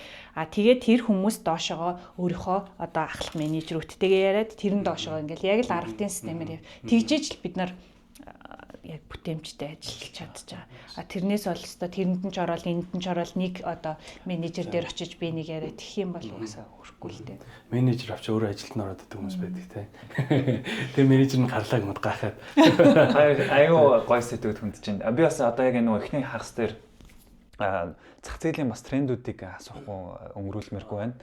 Тэгэхээр одоо бас яг энэ гоо сайхан эрүүл мэндийн хүнсний зах зээлийн маань бодит байдал ямар байна вэ те. Тэгээд өөртөөс ингээд зөндөө судалгаанууд хийдэг байх. Тэр судалгаануудын датагаас танилцуулаач хүмүүс аягүй сонирхолтой байж магадгүй те. Зах зээл. За эрүүл хүнсний зах зээл бол түрүүн хэлсэн шүү дээ нөгөө илүү одоо эрүүл амьдрмаар байна, эрүүл хүнсээрээ дамжуулаад тархалаагаа дэмждэг эрүүл баймаар байна гэдэг соёл бол нэлээд Европт айгуус одоо дэлхийн дахинд л ер нь хөгжингөө улсуудад бол яг тэрүүгээрээ сонгодог. Тэгээд хоёр бүтээгдэхүүн яг зэрэгцээд байлаа гэхэд орц найрлагыг харж мэддэг тий. За окей энэ бол зөв бүтээгдэхүүн байна гэдэг сонголтоо. Тэгэд бүх үйлдвэрлэгч нар ер нь бол органик шошго авахын төлөө ингээд айгүйх массаараа зорж эхэлсэн бэлээ Европын холбоонд. Тэгээ тэр нь болохоор хөрсөн одоо яг л ер нь бол эрүүлэл бүтээгдэхүүн гэдгийг баталж байгаа тэр сертификат. Тэгээ тэр нь яг бүх брэндүүд нөгөө борооны дараах мөөх шиг гэдэг шиг бүгдөө л яг органик болгочвол бидний борлуулалт төсгөөд байна гэж дайрсан. Тэгж жагаад дараа нь болохоор за ганцхан бүгдөө органик болоод ирэхээр ялгарх онцлог байхгүй болчихж байгаа шүү дээ. Тэгэнгუთ дараа нь болохоор сабагла бодлно. Тэгээд дараагийн төвшин тэнд ажиллаж байгаа үйлдвэрт ажиллаж байгаа хүмүүсийн сэтгэл зүйн юм байна шүү дээ. Тийм нөгөө нэг бүр төвшөндөө очсон. Тэгээд одоо болохоор үйлдвэрлэлүүд илүү нөгөө transparent production гэдэг вижнэрийг гаргацсан. Тэр нь болохоор хэрэглэгч нар манай бүтээгдэхүүнийг харлаа орц найрлагуудыг хараад байгаа шүү дээ. Тэр орц найрлага өөрөө яг чанартай орц найрлага мөн хаанаас их үүсвэртэй гэдгийг мэддэггүй л харж байгаа шүү дээ. Тэгтэл одоо нөгөө transparent production нь болохоор илүү энэ одоо орцонд орсон буудаа тэр хүний буудаа шүү гэд бүр ингээд трак хийж болдог байдлаар тэгжээж хүмүүстэй нөгөө хэрэглэгч нартаа ихтгэл үнэмшил нөгөө талаасаа энэ бол үнэхээр чанартай их үүсвэрээс гаргасан шүү гэдэг бүр ингээд дараагийн шатанд очсон байгаа даа. Тэгээд тийм учраас ингээд орц найрлаганаасаа юу хасж байгаа гэхээр хүний ингээд хүнд таалагдахын тулд хийдэг өнгүүд тийм одоо хүнсний нэмэлт өнгүүд амтууд өнрүүдийг ингээ хасаад яг л хүний биед хэрэгтэй тийм нөгөө минимал ingredients руу явж байгаа. Тэр нь ганцхан одоо хүнсэн дээр гэлтгүй гоо сайхны бүтээгдэхүүн дээр ч гэсэн тэгж явж байгаа. Одоо нөгөө гоо сайхны бүтээгдэхүүн чинь бараг эзнээс хурдан цуснд очдөг гэж байгаа байхгүй гоо сайхны бүтээгдэхүүн. Тэгэхээр тийм учраас эрүүл мэндтэй шууд холбоотой байдаг. Тэгээд гоо сайхны бүтээгдэхүүнүүд ч гэсэн манайх нөгөө ганцхан эмчилгээний гоо сайхан эсвэл натурал органик гоо сайхныг оруулж ирдэг. Тэгээд яагаад тэрэндээ ингээ баригдаад байгаа вэ гэхээр гоо сайхны бүтээгдэхүүн илүү нэг худалдааны шин чанартай маш ихээр ингээд зах зээлд хилээд ирсэн чинь хүн болгон гоо сайхны бүтээгдэхүүн үйлдвэрлээд сонирхолтой болцсон юм байна л да түүх нь болохоор тэгээд гисэн чинь тэр нь арсны эмчнэр дээр маш их ачаал үүсгэсэн. Зүгээр ингээд төрхөнгүүд аягүй гоё мэдрэмжтэй байгаа хэрнээ цаад арсыг цаад утгаар нь гимтээгээд одоо тэр чинь ингээд нэг одоо юм байгаа шүү дээ тий организм байгаа тэгээ тэрийг нэвдээд гимтээгээд байсан тэгээ тэр нь арсны эмчнэр дээр аягүй ачаал болоод тэгээ дэлхийн арсны эмчнэр тэрийн чуулган дээрээ энэ бол ингээд бид нар бас зогсоохгүй болохгүй нэ одоо хязгаараа давчлаа хин дуртаа нь баг ингээд гоо сайхны бүтээгдэхүүн ингээд гаргадаг болчлоо гэд тэгээд бид нар судалгаа шинжилгээний багтай арсны эмчнэр хамтарсан юм бүтээгдэхүүн гаргах хэрэгтэй юм байна. Тэгжээд арсны асуудлыг шийдэх хэрэгтэй юм байна гэд арсны эмчнэр эрдэм шинжилгээний багтайгаа хамтарч гаргаад бүтээгдэхүүнээ гаргаад бүх бүтээгдэхүүнийг клиник судалгаагаар баталгаажуулаад гаргасан бүтээгдэхүүнээ эмчилгээний гоо сайхан гэдэг байгаа байхгүй. Тэрнээс ингээ арьс нь амар асуудалтай тийм ингээ өвдөж хавцсан хүмүүс хэрэгэлдэг гэсэн үг бол биш. Зүгээр арьсыг өөрөөсдөр нь арьс чи өөрөө өөрийгөө нөхөн төлжүүлдэг тийм эко одоо систем байдаг гэж байгаа байхгүй. Тэгээд тэр системийг нь л дэмжиж өгдөг. Хаана нь асуудал байна тэрлүү нь онилж очиж эмчилдэг тийм бүтээгдэхүүнүүд байдаг. Тэгээд тэрийг оруулж ирдэг. Тэгээд тэд нар дээр ч гэсэн ингээ анзаараад харж байхад ерөөсөө Европын албаны улсад бизнес бол ашигын төлөө байна гэдэг бол бүр угаасаа ингээ хоцрогдсон байгаа байхгүй. Бизнес өөрөө нийгэмдээ ёс зүйтэй зөв зүйлийг урайлан дууддаг одоо танилцуулдаг тийм байх ёстой гэд тийм манай жишээлбэл Aven брэнд бол ашигын бус ерөөсөө ашигын бус. Тэгээд олсон ашгаа Африкийн одоо эрүүл мэндийн салбарт хандварладаг. Ажилчид нь өөрсдөө хувьцаа эзэмшдэг. Франц брэнд тийм. Тийм, Франц брэнд. Айгүй алдартай брэнд. Тийм. Үүсгэн байгуулагч нь өөд болоод тэгээд ерөөсөө тэр Aven Fund болцсон. Тэгэнгуутаа тэрнийх нь одоо олсон орлогоо ерөөсөө нээлттэй. Эндээс олсон орлогоо энийг нь Африкийн одоо эрүүл мэндийн хүүхдийн эрүүл мэндийн салбарт зарцуулагдаж байгаа. Энэ бол угаасаа манай хувьцаа эзэмшигч ажилчдаа зүгээр ингээд яг хувьцаанаасаа өгдөг. Манай Isis Farm брендийн яг vision бол transparent productionтай болгохыг бүх юм нь ил тод байлгая. Орц найрлага нь хаанаас их сурвалжтай байна гэдгийг харуулъя. Тэрийг хэрэглэгч нартаа одоо мэдэгддэг бай ч юм уу тийм тал руугаа орцсон байгаа. Ер нь бол илүү ёс зүй тал руугаа. Гоо сайхан эрүүл мэндийн бүтээгдэхүүн бол яг нэг энэ тренд нь одоо энэ ч нэг sustainable тренд байгаа байхгүй. Тэр нь бүр хамгийн их мэдрэгдэж байгаа трендээр додроод байгаа юм байл.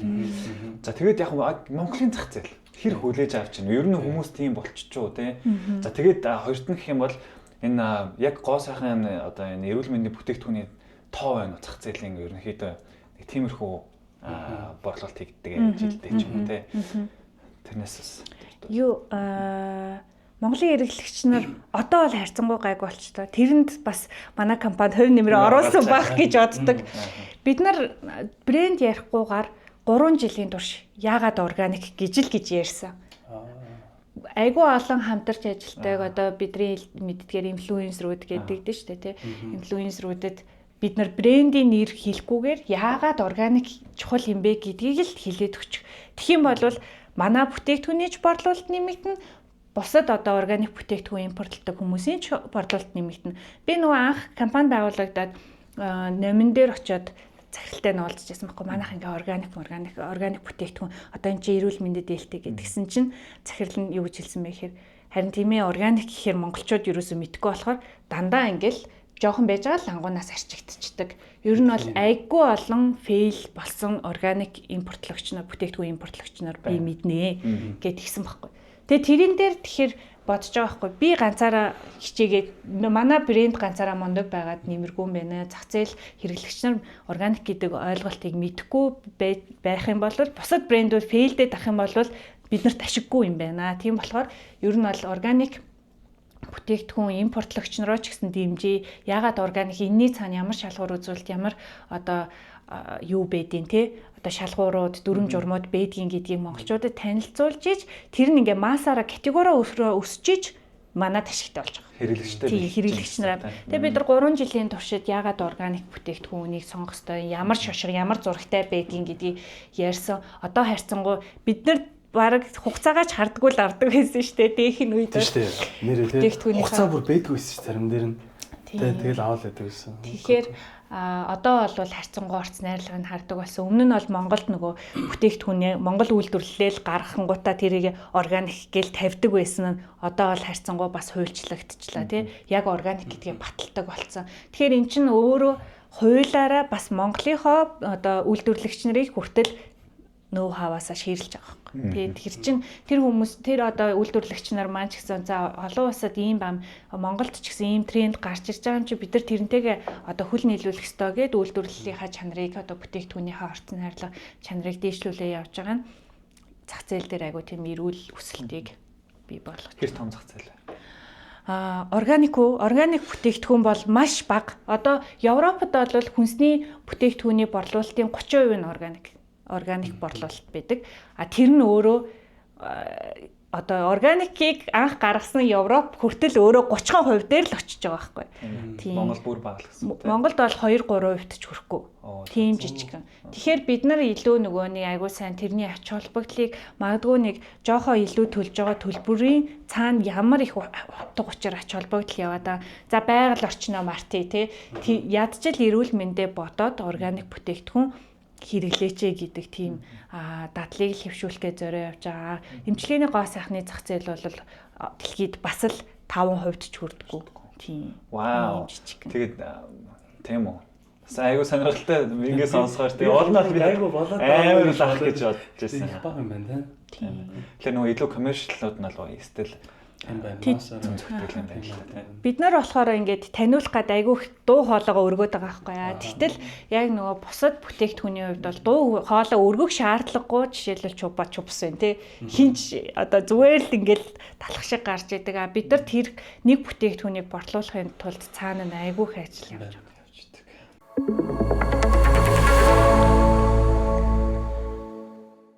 Тэгэд Монголын бас яг ийм эмчилгээний танаа категорид байрладаг юм бүтээгдэхүүнүүд чинь категорийн зах зээлийн тоо ер нь борлуулалт ямшгүй хэмжээд байд юм бэ?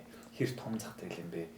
Тэгээд өрсөлдөгчнөр их байна уу, бага байна уу гэдэг ч юм уу тэр дээр бас хаваалцаач. Ер нь бол нийт гоо сайхны зах зээлийн 7-8% эзэлдэг.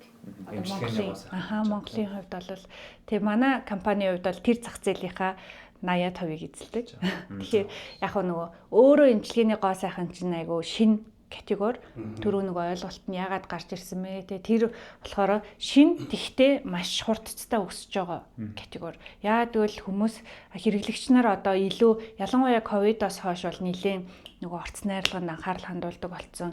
Эрүүл мэндтэй яг энэний цаана сейф юм уу те эрүүл одоо аюулгүй найрлагатай юм уу гэдгийг аягүй сайн хардаг болсон. Дахиад дээрэс нь ер нь хэрэглэгч нар ч гэсэн аягүй тийм нээлттэй мэдээлэл донд ороод ирэхээр аягүй сайн хурдан одоо судалгаа хийгээд эмчинд болдог найрлага гэж нь болохгүй найрлага гэж нь гэдэг мэддэг болсон. Тэгэхээр эмчилгээний гоо сайхны тренд бол нэлээд өсөж байгаа. Одоо өнгөрсөн жилээс тэгээ харьцуулахад бол 35%-аар өссөн. Тэгэхээр ер нь бол зах зээл эзлэх шеэр нь бол нэмэгдээл явах тренд ажиглагдаж байгаа. Энэ үсээ гоё категори л та тийм. Юун дээр түрүүн нөгөө олон улсын ингээд семинар юм уу уулзалтууд дээр явж байхад зөндөө олон туршлага судалж байгаа бах тийм. Энэ дээр яг одоо саяны энэ органик гэдэг яг энэ категори дээр Монгол ер нь хэр хол явж байгаа бол одоо хэдэн жилийн дараах ямиг нь манад дээр ер нь яг хийгдэж байна те. Энд чинь мэдээж шууд тэн мэдлээгээ шууд ингээ буулгая гэхээр одоо үнийн ялгаа гэл энэ зөндөө юмнууд байгаа болохоор шууд буухад бас жоох хэцүү л байгаа. Тэгэхээр ер нь Монгол нэг хэдэн жилээр яг энэ нэг эрүүл категори дээр хоцорж байгаа. Яг юу яаж бодож ирсэн байхгүй юу? Монголчууд ингээл яг эрүүл органик малын сүүгээ махаа идэж энээс илүү шим тижээлтэй одоо малтай газар байхгүй гэл тэгдэг штеп. Магадгүй үнэн байх. Гэхдээ бид нар тэрийгэ баталгаажуулж ерөөсөж чадахгүй байгаа тий. Тэр мал хаана очиод ямар хог ийдсэнийг бол мэдэхгүй шүү дээ, тий. Юу идж байгааг мэдэхгүй, ямар одоо тижэл идж байгааг мэдэхгүй, тэр хөрс нь ямар юм гэдгийг мэдэхгүй. Тэгэхээр яг хуу тэр болгоныг л баталгаажуулт юм билээ органикийн сертификат болгохын тулд. Тэгээ тэрийгэ ганцхан одоо хурж ирээл за окей болчлоо гэхгүй 3 жил тэрийгэ мейнтейн хийсэн үү гэдгийгээ давтан аудит хийж хурж ирж хийж агаад тэрний дараа за окей энэ бол болцсон юм байна гэдгийг өгдөг нөгөө сертификат өгдөг юм билээ л дээ. Тэгэхээр яг Монголд болохоор одоо тэрийгэ илүү баталгаажуулах процесс ер нь бол бас хийгдээд байна гэж ойлгосон. Одоо малын мах дээр хүртэл трак хийдэг болгоё те хиний дорж байгаа мал юм уу те буянгийн мал юм уу гэдгийг нь хардаг болох ч байгаа. Тэр бол алхмууд багаар хийгдэж байгаа. Гэхдээ бол бараг 10-аас 20 жилийн хоцрогдолтой явж байгаа. Одоо бид нар нөгөө нэг малаараа айгүй ариун хэрнээ яагаад экспортод амжилт гарахгүй байгаа гэдэг чи ерөөсөө л тэр байхгүй бид нар баталгаажуулж чадахгүй. Үнэхээр эрүүл мал юм уу гэдгээ баталгаажуулж чадахгүй байгаа л айгүй атомаас. Яг үндэ амар органик. Гэхдээ яг юу бодвол бас бэлчээрийн малаараа ингэ бодохоор уг нь тэгээд тараа ингэдэм байлээ. Одоо энэ органик гэдэг чинь сертификат олгоод байгаа тэр шалгуур үзүүлэлтэн дээр бэлчээрийн мал байх ёстой гэж шалгад тийм ээ л да. Тэгээд тэгсэн чи яагаад вэ гэсэн чинь нөгөө нэг фермерүүд болохоор ингээд мал энийг нэгээр нь хийгээд тэр ингээ айгүй хий стресстэй гинэ мал тэгээд дээрэс нь юм автомат саалтураар саахаар мал айгүй хий стресстэй стресссэн малын мах бол стресстэй мах л байдаг. Тэгэхээр нөгөө одоо яг бэлчээрийн мал бэлчээрийн одоо юутай үхэр дээрэс нь гараар саадаг. Тэгээ тэрийг амар гоё аз жаргалтай гэвэр нь байлгах юм бол аз жаргалтай тийм эрүүл мах байдаг гэж байгаа байхгүй. Тэгэхээр бүр бидний бодож төсөөлөггүй юмнууд бүр цаан чинь яригадаад байна. Явагдаад байна. Нэг дахиад нэг ганцхан юу нөгөө юун дээр одоо за GGI дээр бол яг ингээд импорт хийгдэж байгаа гэж байна. Миний сонссноор Монс маань бас экспорт руу орж эхэлж байгаа тий. Төв Азад Монгол компаниуд их мундаг явж байна гэсэн. Тэнд бас яг нэлээд эрчимтэй орж байгаа гэж сонссон. Энэ дээр яг мэдээж охин компани болохоор арай өөр л баг л та. Гэхдээ энэ дээр мэдээлэл байгаад хэрвээ хуваалцах боломжтой бол бас яг Монс маань яг имийг энд үйлдвэрлээд экспортлох гэдэг нь ийм юм уу? Эсвэл өөр юм хийх ч юм уу? Энэ дээр бас нэг жоохон мэдээлэл. Анхны экспортоо амжилттай гоо сахны бүтээгдэхүүн болон хүнс дээрээ гаргасан. Имийн болол жоохон зохицуулт байгаад байна уу гэж би харсан. Тэгэд Монголын зах зээл өөрөө дэлхийд яг брэнд болж хөгжөөгөө ноолуураас босно тийм учраас миний зүгээр ажилласнаар бид нар том одоо Америкийн зах зээл рүү, Японы зах зээл рүү, Хятад руу гэхээсээ илүү яг нөгөө нэг Казахстан руу, Узбекистан руу гэж гаргасан нь амжилтанд хурдан өрөх юм шиг санагддаг байхгүй. Манай нэг нөгөө SS Farm гэ брендийн туршлагаас ингээ харахад ч гэсэн анх брэндээ байгуулчаа за экспорт руу үзье гэхдээ том маркет руу ерөөсөө онлоогүй дандаа жижигхэн бидрийг тоож магадгүй гэсэн жижиг маркет руугаа онлоод одоо 100 хэдэн улсад нийлүүлдэг болсон байгаа байхгүй.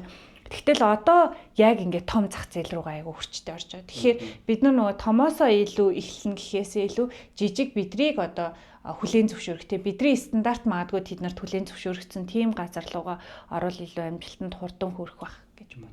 Одоо тэгвэл бүр экспорт эхэлсэн байгаа юм шүү дээ. Гоё. Төв Азийн Казахстан, Киргиз үү те. Ямар хүнс вэ? Хүнсний нөгөө нэг үрлэн аруултай үрэл энэ төр шиг үрлэн чихэр гэж ойлгосон. Би тэгтээ яг юм гоё шүү дээ те. Одоо яг ингэж экспорт хийж ижил манай зах зээл ялцчихгүй хэлээ. Нөгөө монголчин өөр айгүй жижигхэн зах зээл тий тэрэн дээр үйлдвэрлэл хөгжүүлэхээр чинь угаасаа ингээд зах зээл нь яг дотоод зах зээлээрээ хомигдчих юм бол бидэрт хөгжил байхгүй болчиход байгаа байхгүй. Тэгэхээр томхон олон хүн амтай газар руу гаргаж ижил амжилтанд хүрэх байна. Гой асуулт тань. Тэгэд ямар ч сан миний хувьд нөгөө эхний хагас дуусч байна. Тэгэд аюу дайчин бүсгүй байна. Тэгээд Монголынхаа бас яг энэ аюу хэрэгтэй салбарт хөв нэмрээ оруулаад маш их хөрөнгө оруулалт хийж байгаа юм. Баяр хүргэе те. За хэдүүлээ ингээд дараагийнхаа хэсэг рүү орж ийн. За work life balance буюу одоо нэг энэ олон ажлуудын араас яаж одоо өөрийнхөө ирч хүчээ авч ийна гэдэг хэсэг рүү орж ийн. Тэгээд тэр тухайн түрүүний миний баяр хүргэе гэдэг тэр хэдүүлээ бас нэг тоолгоч. Тэг ингээд ориглон дарс тоолгоч. Ерөөсөө очно яаж яахгүй. Тэг манай энэ дугаар маань Бако Монголиа гэдэг ерөөхдөө бол Italian wine импортлж оруулж ирж байгаа. За тэгээд коктейлийг мэрэгжлийн өндөр түвшинд хийж байгаа юм Speak Easy айгуу гоё бар байгаа. За тэгээд эндээс хурж байгаа тэгээд та дастор гарч байгаа хаягаар ирж точилж үйлдвэрлэлээрэ. За тэгээд хэдүүлээ дараагийн хэсэг рүү шилжиж. За орны үед амар бэзи гэдгийг хэдүүлээ сайн сонслоо. Айгуу завгүй амьдралын хэмнэлтэй. За тэгээд одоо саяхан бас төрсөн гэж байна те. Тэгээд work life balance гэж яг юу юм бэ? Энэ дээр бас хэрэг ач холбогдол өгдөг вэ? Тэрний тухай ярьж эхлүүл яаж байна? Яг чин шударгаар хэлэхэд баг өгдөггүй байсан. Нөгөө анхандаа амар их ачаалтай байсан. Тэгээд би нөгөө дөнгөж анхныхаа хүүхдийг төрүүлээд гэртээ байхдаа ер нь бол айгу гутарсан байхгүй. Айгу нөгөө сэтгэл зүйн төрсний дараах сэтгэл гутралд айгу гүн орсон. Тэгээд тэр нь яагаад вэ гэхээр айгу хөдөлгөөнтэй байжгаад гэртээ суучаад уул нь бол ингээл төрсөн хүүхдээ хараад амар аж аргалтай байх ёстой шүү дээ. Тэ яг нөгөө нэчрэлли бол тэгтэл ингээ би одоо юу вэ ингээл гэртээ суух юм уу гэл айгу тэрэндээ айгу бүх юмдаад манай найзууд ингэж штэ гэл ингээл нөгөө харьцуулж хараад тэгжсэн. тэгээд тухайн үедээ бол угаасаа бас зүгээр сууж чадахгүй байгаа мэдрээд за ер нь бол би гэртээ байж жаргалыг мэдэрдэг хүн биш юм байна гэж бодсон. Тэгээд найзуудаа харж байхад бол гэртээ яг хүүхдүүдэд хараад байж байгаа нь тэдний хувьд ингээ айгу аж жаргалтай. Ер нь хүн өөрийнхөө аж жаргалтай комфорт тийм байдалтай байх ёстой юм шиг байна. Хүмүүс ингээ болоод ах чи хүүхдийнхаа төлөө гэртээ дандаа байлаа. Сэргээрээ би болохоор миний хүүхдүүд намайг хараад айгүй ич хүчтэй ажиллаж исэн шүүгээд эмэгтэй хүнийг надаар бас төсөөлөөсэй гэж боддог. Дандаа ягаад эмэгтэй хүн гэрээ ажил хийгээл гэрийнхэндээ зарцуулах ёстой. Гэхдээ сүүлийн үед ажил маань жигдрээд миний ачаалал бас ингээд өдөр шөнөгүй байх нь бол гайгүй болсон. Тэгээд хүүхдүүдэд илүү чанартай цагийг дандаа ингээд цуг байна гэхээсээ илүү чанартай цагийг яаж зарцуулах вэ? Хүүхдүүдэд яаж аж аргалтай байлгах вэ гэдэг дээр нь анхаарч эхэлж байгаа. Тэгээд хүүхдүүдтэйгээ цуг гоё аялдаг бай. Цаг зав гарах юм бол яг гэр бүлийн family game night гэж хийдэг. Тэгээд оройдоо ингээд хөөцөлдөж скол нуугдаж ч юм уу. Скол бол нөгөө будаг болж тоглодог. Яг энэ донд тэр бичлэгийг ороод байгаа юм. Тэгээд тийм байдлаар л яг нөгөө чанартай байх. Тэгээд аль болох утсаа оролдохгүй байхыг хичээдэг. Гэхдээ яг 100% болж чаддгүй. Гэтэл ер нь хүүхдүүдтэйгээ байх үедээ гоё хүүхдүүдийнхээ нэмсгэлсэн тэгээд ийм нөгөө board game-үүд ч юм уу тэгэж тоглохыг зорддог. Тэгэхээр ингээл ер нь ингээл дандаа яг өөрийнхөө төлөө өөрийнхөө юмыг ерөөсөө биш байгаа тий чанд гэж анзаарч байна. Дандаа ажил за ингээ гэр бүл хүүхдүүд гэн ерөөс дандаа чиглэлцэн байгаас тий. Одоо энэ татгшоогоо хормоор байна. Яг өөрөөгөө яаж чиглэж байна. За мэдээж нөгөө гэр бүлээс энерги авчлаа. Тэргээ хэлж байгаа тий. Гэтэ өөртөө ингээд бас өөрийн дуртай зүйлүүд байна тий. Юу гэдгийг юу ч байж болно. Ингээл жишээлбэл манай найз бол шууд ингээл пакет кампайн гараа явчихдаг те ганцаараа юм бүр амар хол парта цамамд явдаг. Тэнгүү тэрэн дээрээс амар ч хүч аваад дахин хосрол фокус нь арай өөр юм дээр болол бас өөр юм ингээд бодох боломжтой болол ороод ирт юм шиг байна.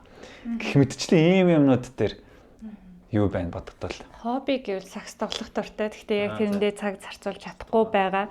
Зүгээр амар үед ер нь бол нөгөө гүйцэтгэх захирлууд айгу ганцаарддаг бах тий. Яг ингээл хүн болгон асуудлаа яриад байдаг.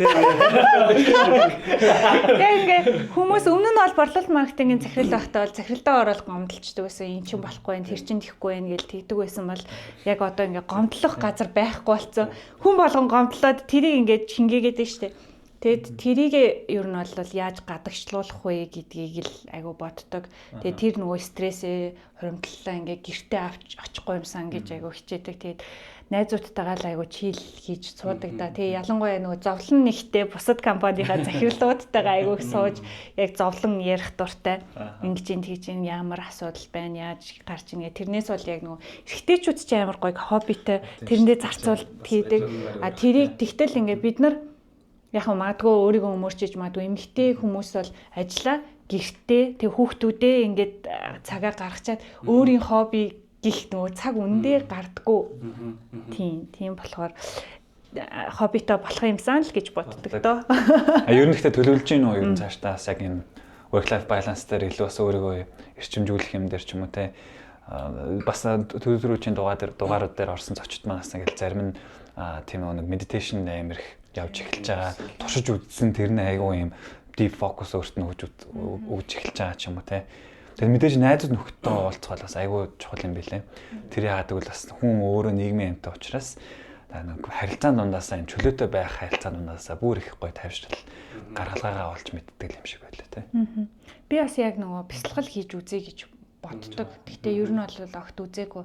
Нөгөө Оксфордын юу илээ нөгөө нэг ламын хийгээд байгаа сургалт байгаа шүү дээ. Нэрийг мартчихэж. Тэн дээр яг нөгөө яг асуудлаа ингээд орхиод гоё медитейт хийдэг тийм сургалтууд байт юм лээ. Тэгээд одоо яг тэрийг зорьсон байгаа хүүхдэд жоохон том болохоор нь гарч орж болдог болох үедээ бол тийм сургалтанд суух юмсан гэж боддог. Тэгээд гольф тоглохыг хүсдэг.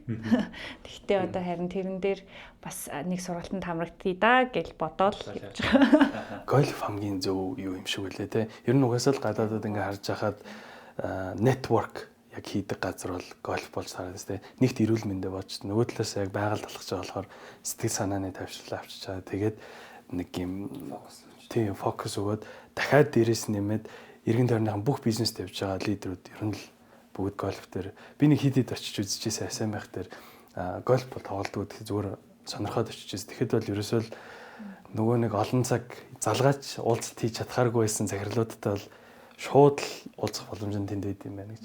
Тийм. Тэгээд тэр чинь бас нэг тэр deep focus нэг бөмбөг зохиод тэр нэг бөмбөгийг оруулах гал явж байгаа шүү дээ. Тэн дээр төвлөрөл орж ирээд тэгээ ингээд чөлөөтэй тэрнийхээ дагуу ингээд хүмүүстэй ярилцах нийл боломжийг олгочихж байгаа хөө тий. Тэгээ алхаа явж ингээд чинь бүр нэг эрүүл мэндэд аягүй тустай. Түрүү нөгөө энэ яриа эхлэхээс өмнө бүгдээр ярьж хахад төрөөд 2хан сар болж байгаа гэдэг хэлжсэн. За нэгт 2 дахин сар болж байгаа гэдэг шүү дээ. Өмнөдөө би одоо органик компаунд гэж болохоор бас гоё аваад ирж байгаа шин. Яагаад 2хан сар болоод шууд орчуу? Яг гайгүй байна уу? Яаж одоо энэ бүгдийг зохицуулж чинь? Гайтай байна уу? Манай энэ брэндээ энийг ашиг байгаа. Манай компани ер нь бол айгүй тийм өвөрмөц соёлтой. Тэгээд яг хуу нэг талаасаа бас нөгөө бусад компаниудыг ч гэсэн урайлан дуудсан тийм нэг гоё соёлыг одоо Монголдо нэвтрүүлээд явж байгаа. Тэгээд манай ажил түрүүн хэлсэн шүү дээ нөгөө нэг хүүхдийн болонтай ээж нар хүүхдүүдээ ажил дээр авчирч болдог. Тэгээд манад болохоор декретээ авахгүй хоёрч төрсэн хүн байгаа. Тэгээ хүүхдээ авчираад яг бүр манай ажилтны шиг болцсон бүр сартай нэраагаас ахуулаад ажил дээр аваад ирдэг. Тэгээд ер нь бол баг өөрөө л хүсэх юм бол декрет авахгүйгээр ажиллах тийм боломжууд байдаг. Тэгээд манай ажилчид ерөөсөө бараг декрет авахгүй байхад би гэртээ бас байгаад ээж болохгүй. Тэгээд ер нь нөгөө ажилдаа дуртай байхад тэрэн дээр нэг юм ядрах эсэргээрээ бараг гэртээ байгаад нөгөө ажлын асуудлыг шийдснээс офис дээр очиод хэдхэн цаг бүтээмжтэй ажиллах нь миний сэтгэл зүй амар байгаад байгаа байхгүй. Би ядрах гэхээс илүү би ядрахаас илүү сэтгэл зүй яана тэрийг шийдэж чадаагүй явж байгаа даа гэд ингээд бодох чинь өөр амар их ядраадаг. Тийм шүү дээ. Тэгээ тийм болохоор ажил дээр очиод нэг 3-4 цагийн хугацаанд айгүй хурдтай шийдвэр гаргалтуудаа хийгээд хүмүүстэйгээ уулзаад ажиллаа бүтээмжтэй нэг хүүхдэд сатаарахгүйгээр хийчихээр надад бол илүү амар байгаа. Тэр орчныг гой бүрдүүлчээ те. Тийм байна. Яг би бас нэг тэрийг шууд харж байгааг болохоор жоохон ойлгохгүй байна. Гэхдээ ер нь бол ингээд очиод хүүхдтэйгээ ирэх бүрэн боломжоор нь хангацсан юм байна л та. Тэгжиж юм чөлөөтэй ажиллах боломжтой байдаг шүү дээ. Манайх ер нь нөгөө эмэгтэй ажилчид ялангуяа залуу ажилчид айгүй ихтэй болохоор бид нар эхчүүд рүү дөнгөж төрсэн ээжүүд рүү чиглэсэн айгүй олон ажлуудыг хийдэг. Тэгээд тэр төсөл нь нэг нь болохоор 2 м квадрат хайр гэдэг төсөл бид нар хэрэгжүүлсэн сонсч ирсэн үү тий. Тэгээд тэр болохоор ялангуяа Монголд бол тамхины цэгүүд ингээ байдаг. Хэрний хүүхэд хөхүүлэх цэг ерөөсөө байдгүй. Тэгээд албан байгууллага дээр ч гэсэн хөхөө судлах ч юм уу тийм хэрэгцээнүүд байдаг боловч 0-д орох юм уу тий цаашаа ард суух ч юм уу тий айгүй хэцүү хүндрэлүүд байдаг. Тэгтэл гадаадын компаниуд бол хуулаараа тэрийгэ зохицуулсан тий хуулийн эйжнэрт зориулсан өрөө хүүхэд хуурайлах өрөө энэ төргээ байдаг тий бид нар анх тэрнээр 2 м квадрат ерөөсөө л энэ ширээ шиг л өрөөнд өрөөл хангалттай ээжүүдэд тэгээ тэр чинь тэрийг нь тухтай яг зориултын газар гаргаад өгчих юм бол ээжүүдийн сэтгэл санаа тайван байгаад ажилдаа ч илүү сэтгэл санаа одоо сэтгэл гаргаж бүтээмжтэй ажиллана. Тэгээ бид нар анхныхыгаа болохоор анагаахын шинжлэх ухааны их сургууль дээр байгуулсан. Яг үл тэнд чинь 6 жил сурдаг.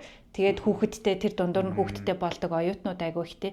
Тэгээд тэнд байрлал одоо бол санхүү эдийн засгийн дээд сургууль дээр Апогийн үйлдвэр дээр, Тайгерийн үйлдвэр дээр байгаа. Тэгээд ер нь бол хэрвээ хүсэх юм бол албан байгууллагууд манайхтай хамтраад тийм өрөө төслөө хэрэгжүүлж болно.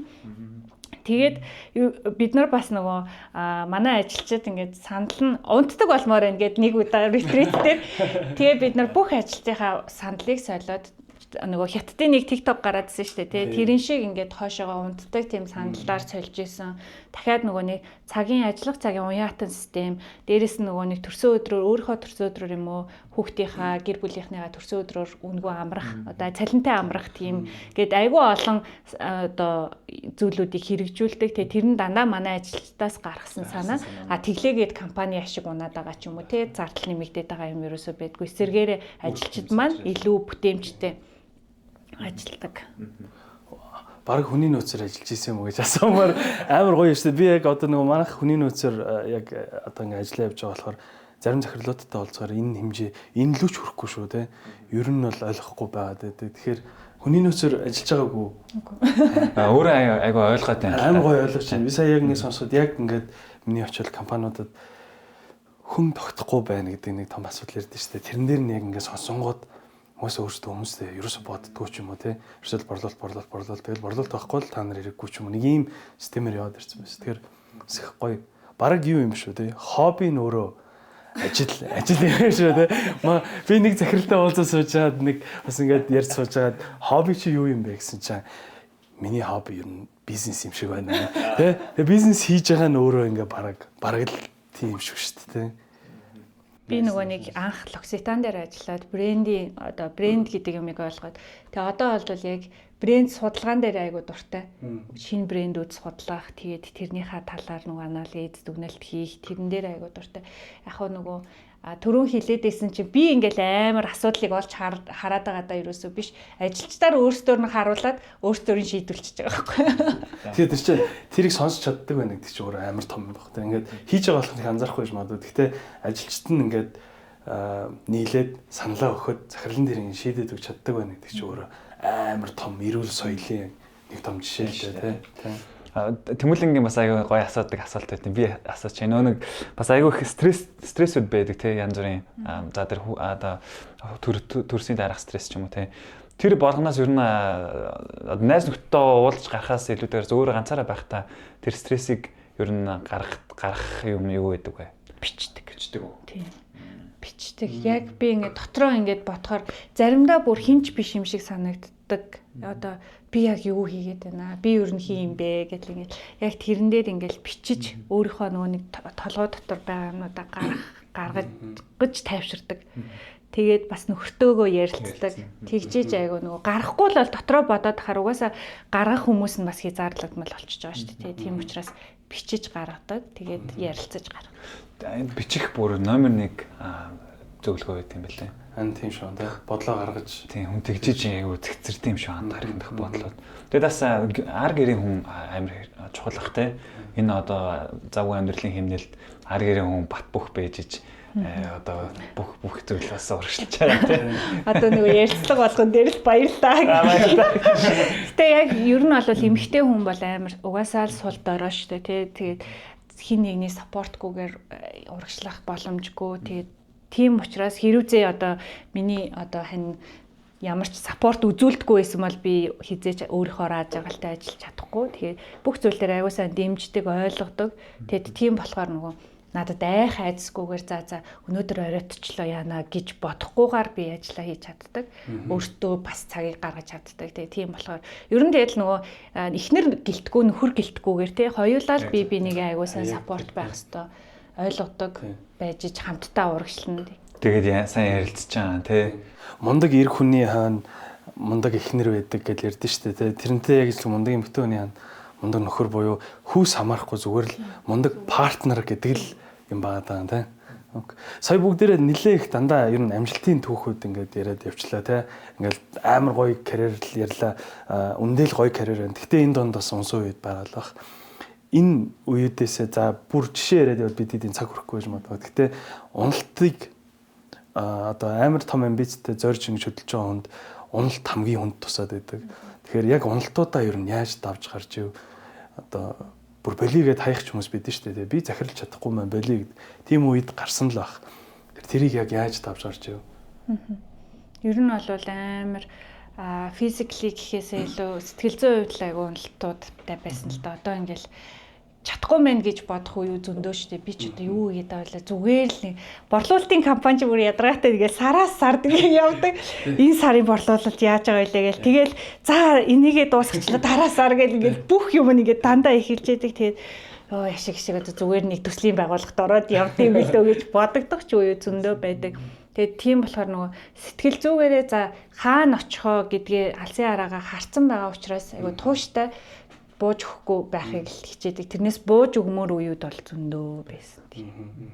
Тэгээ нөгөө ирээдүгээ хараад зорилгоо тавьсан болохоор тэрнийхээ төлөө угаасаа явахгүй л болохгүй штэ гэж өөртөө хэлдэг. Тийм. Унж болно гэхдээ нөгөө буцаа заавал бос гэдэг л юу байна. Тэгээд нөгөө угаасаа унахаар жишээлбэл би нөгөө Монсоос яг гарыг гэж ботцсон байсан үед надад офер тавьсан байхгүй нөгөө чи энэ бизнесээ аваад тусдаа гаруул яасан бэ гэх. Тэгэхээр ер нь бол унаад унахаар дараагийн хаалга дандаа л нэгдчихэдэг. Тэгээ тэр хаалга харин харж чадахгүй юу лээ тий. Нөгөө боломжууд хаасаагүй байгаа. Тэрийг харж чадж гинөө гэдэг л байгаа тийм. Тэгээ тэрхийн тулд хүн ингээд нөгөө амар одоо олон зүйлийг мэдчих тусмаа тэр боломжуудыг харах нүд нь нэгдэв юм л да. Одоо миний яриад байдаг ментал моделууд олон байх тусмаа тэрийг харах боломж нээлттэй болдог гэдэг. Тэгээд яг нөгөө нэг амар их олон хүмүүс одоо миний карьерийн төвшөлд ч юм уу ер нь хүмүүсийг ингээд сонсоод олон хүмүүс ингээд нөлөөлөл оруулт юм билээ тухайн хүний карьерт ч юм уу те ямарваа нэгэн юмд ингээд цаашаа ураг шалгахад. Тэгээд одоо бидний яриад байгаа менторууд гэдээ яриад байгаа те тэр бол нэг сайн найзч байж болно, ээжч байж болно, аавч байж болно те. Тийм түлхэж болсон хүмүүс байдаг уу? Ер нь бол одоо тэр Японд байсан багш ч юм уу те. Энэ тийм хүмүүс байдаг уу? Яг нөгөө таван богдод байхад биний ахлах менежер байсан. Тэгээд би нөгөө таван богдынхоо тийм таван богдын ер нь бол айгүй чанга хүн байсан байхгүй ингээл хэний ч дунд загнаж чадна. Тэгээд тэр хүн бол би тэгээ нөгөө тэрнтэйгээ айгүй хичдүүс болцоо хоёлаа ажиллаас гарцсан байсан учраас тэгээд яг нөгөө за одоо таван богд руу эргэж орохоо боллоо гэ тэрнээс зөвлөгөө авч ирсэн байхгүй. Тэгээд тэгсэн чинь Мосод зөндөө анкет бүгэлж байгаа шүү дээ. Тэ хаашаа орохож үйдэхгүй. Тэгэл тэгсэн чинь Мосоос залгаж байна. Тэгээд очиод уулзаад үцэхгүй юу гэдгсэн чинь очсон чинь нэг Мосын нөгөө офис надад ерөөс таалагдаагүй. Бүр ямар сонио офистэй юм бэ гэд. Тэгээд тэгснээ ярьчаад ийшээгээ орох айгу сонио офистэй юм байна гэдгсэн чинь за яг очсон юм чинь ороод үцэхгүй да гэд. Тэгээд би яг тэр үед буцсан бол магадгүй би тийм хамгийн анхны ярилцлаганд очих жохоод тэр чинь нөгөө анхны сэтгэл гэж юм биш үү. Тэгээд надаа ингээд жоохон түлхүүр эрэхтэйс байхгүй. Тэгээд тэгсэн чинь за чи очсон юм чинь ороод үцэхгүй да гэд. Тэгэхээр орсон чинь надаа хүний нөөцийн менежер амар таалагдсан. Яг ингээд чи компанид юу хийж чадах юм, чи юу хийх юм гэж юусаа асуугаагүй. Чамайг сайн ажиллуулахын тулд бид нарийн зүгээс ямар дэмжлэг хэрэгтэй вэ? Яавал чи ингээд сайн бүтээмжтэй ажилт ингээд хүнээ ботсон тийм асуултууд айгүйх байсан. Тэгээд надаа ямар гоё юм тий баг ингээд би баг амар их бэлтгэлтэй очиж байгаа штэ би өстө тэгж чадна ингэж чадна гэж хэлэхээсээ илүү надаар ингээд ажил хийлгэхийн тулд чи ямар орчинд илүү бүтээмжтэй ажилтын яавал одоо чиний сэтгэлд хүрэх юм гэдэг талаас айгүйх асуусан. Тэгээд тэр нь надад айгүй таалагдаад орж исэн баг. Тийм ээ. Тэгээд тухайн хч маань одоо бас байдаг л ах те. Бага. Тэр хүнтэйгээс айгүй дотн байдаг уу? Ер нь байнгын Францд амьдардаг. Айгүй байнгын харилцаатай. Тэгдэг. Ийм айгүй чухал те. Тэг нэг жижигхэн л юм байдаг шүү дээ. Тийм харин тийм. За ер нь манай цаг ер нь дуусах тал руугаа орж ах шиг байна. Юун дээр нэг ганц сүлийн асуулт асуувал одоо үзэж байгаа хүмүүс дотроос ч гэсэн яг ингээд бас нэг гоё групп компаниг гүйцэтгэх захиралч юм ингээд өдөртөх төвшин хийя гэж бодцсон явж байгаа хүмүүст ганцхан зөвлөгөө одоо өөрийнхөө энэ ингээд тулсан гоё юмнууд муу юмнууд бүгдийг нь оруулаад ганцхан зөвлөгөө өгөөч гэдэг тэгвэл одоо ямар хөө зөвлөгөө өгөх вэ? Нилээн толгомд болчихоо. Би бол зүгээр л ингэж боддог. Айгу өөртөө л үнэнч байгаасаа л гэж боддог. Одоо яг нөгөө ихэнх ингээд хүмүүсийг заримдаа ингээ харахаар амар мундаг компанид ажилласан. Дээрээс нь айгу угаасаа ур чадвартай хүмүүсийг ингээ харахаар таны төлөө ингэсэн шүү гэж байгаа юм шиг хандаж ярьдаг байхгүй. Ингээ компанийг би ийм болгоцсон шүү, ингэсэн шүү гэд. Тэгээ эцэст нь компани өргөчхөд тэр хүн ч гэсэн ингээ өргөжөө те илүү вин зарчимтай байдаг. Өөрийнхөө төлөө хийж байгаа юм шигээр үнэнчээр хандахад угаасаа хэлсэн хэлүүлээгүй харагддаг шүү дээ те. Тэгээд тийм л байгаасаа тэрнээс ингээл захиралд таалагдах юмсаа эсвэл миний хийж байгаа юмыг харж байгаа болов үгүй болов гэж юусоо огт бити бодороо угаасаа хийж байгаа чи үнэн болвол харагддаг тийм л яг үнэн би бол одоо хизээч өөрийгөө гүйцэтгэх захирал болохын тулд гэж юусоо ажиллаагүй зүгээр л би өөртөө үнэнч энийг хийснийхаа дараа би айгуу сайн чадварчих юм байна айгуу юм мэддэг болт юм байна гэж бодоод одоо хүртэл л тэгэж бодож явдаг тэгэхээр яг тийм бодолтой өөртөө үнэнч байгаас хинч хараагүй байхад л айгуу гоё хичээж ажилладаг. Захирал байхгүй байхад ажиллаа хийдэг хүн хамгийн чухал байгаа шүү дээ тийм. Захирал байхад бол бүхэл бүх ажиллаа хийж. Тэгээ манай компани яг шударгаар хэлэхэд бол бүгд яг тэгж ажилладаг. Яг тэр л хамгийн гоё соёл. Эрдэнэ нэтгэлтэй анханасаа багийнхнаагаа ярьжсэн. Яг л одоо өндөрлө подкаст өндөрлөж байгаа. Яг л тэр нь хэвээр харагдаж байна. Айгуу гоё хариулт өглөө. За ингээд манай подкастын энэ дугаар үгээр өндөрлөж байна. Тэгээд дараагийн дугаар уулзлаа. Түр баяртай. Тэгээд өөртөө өмж байгаарай. Ирсэн зочиндоо баярлалаа. Баярлалаа. За баярлалаа.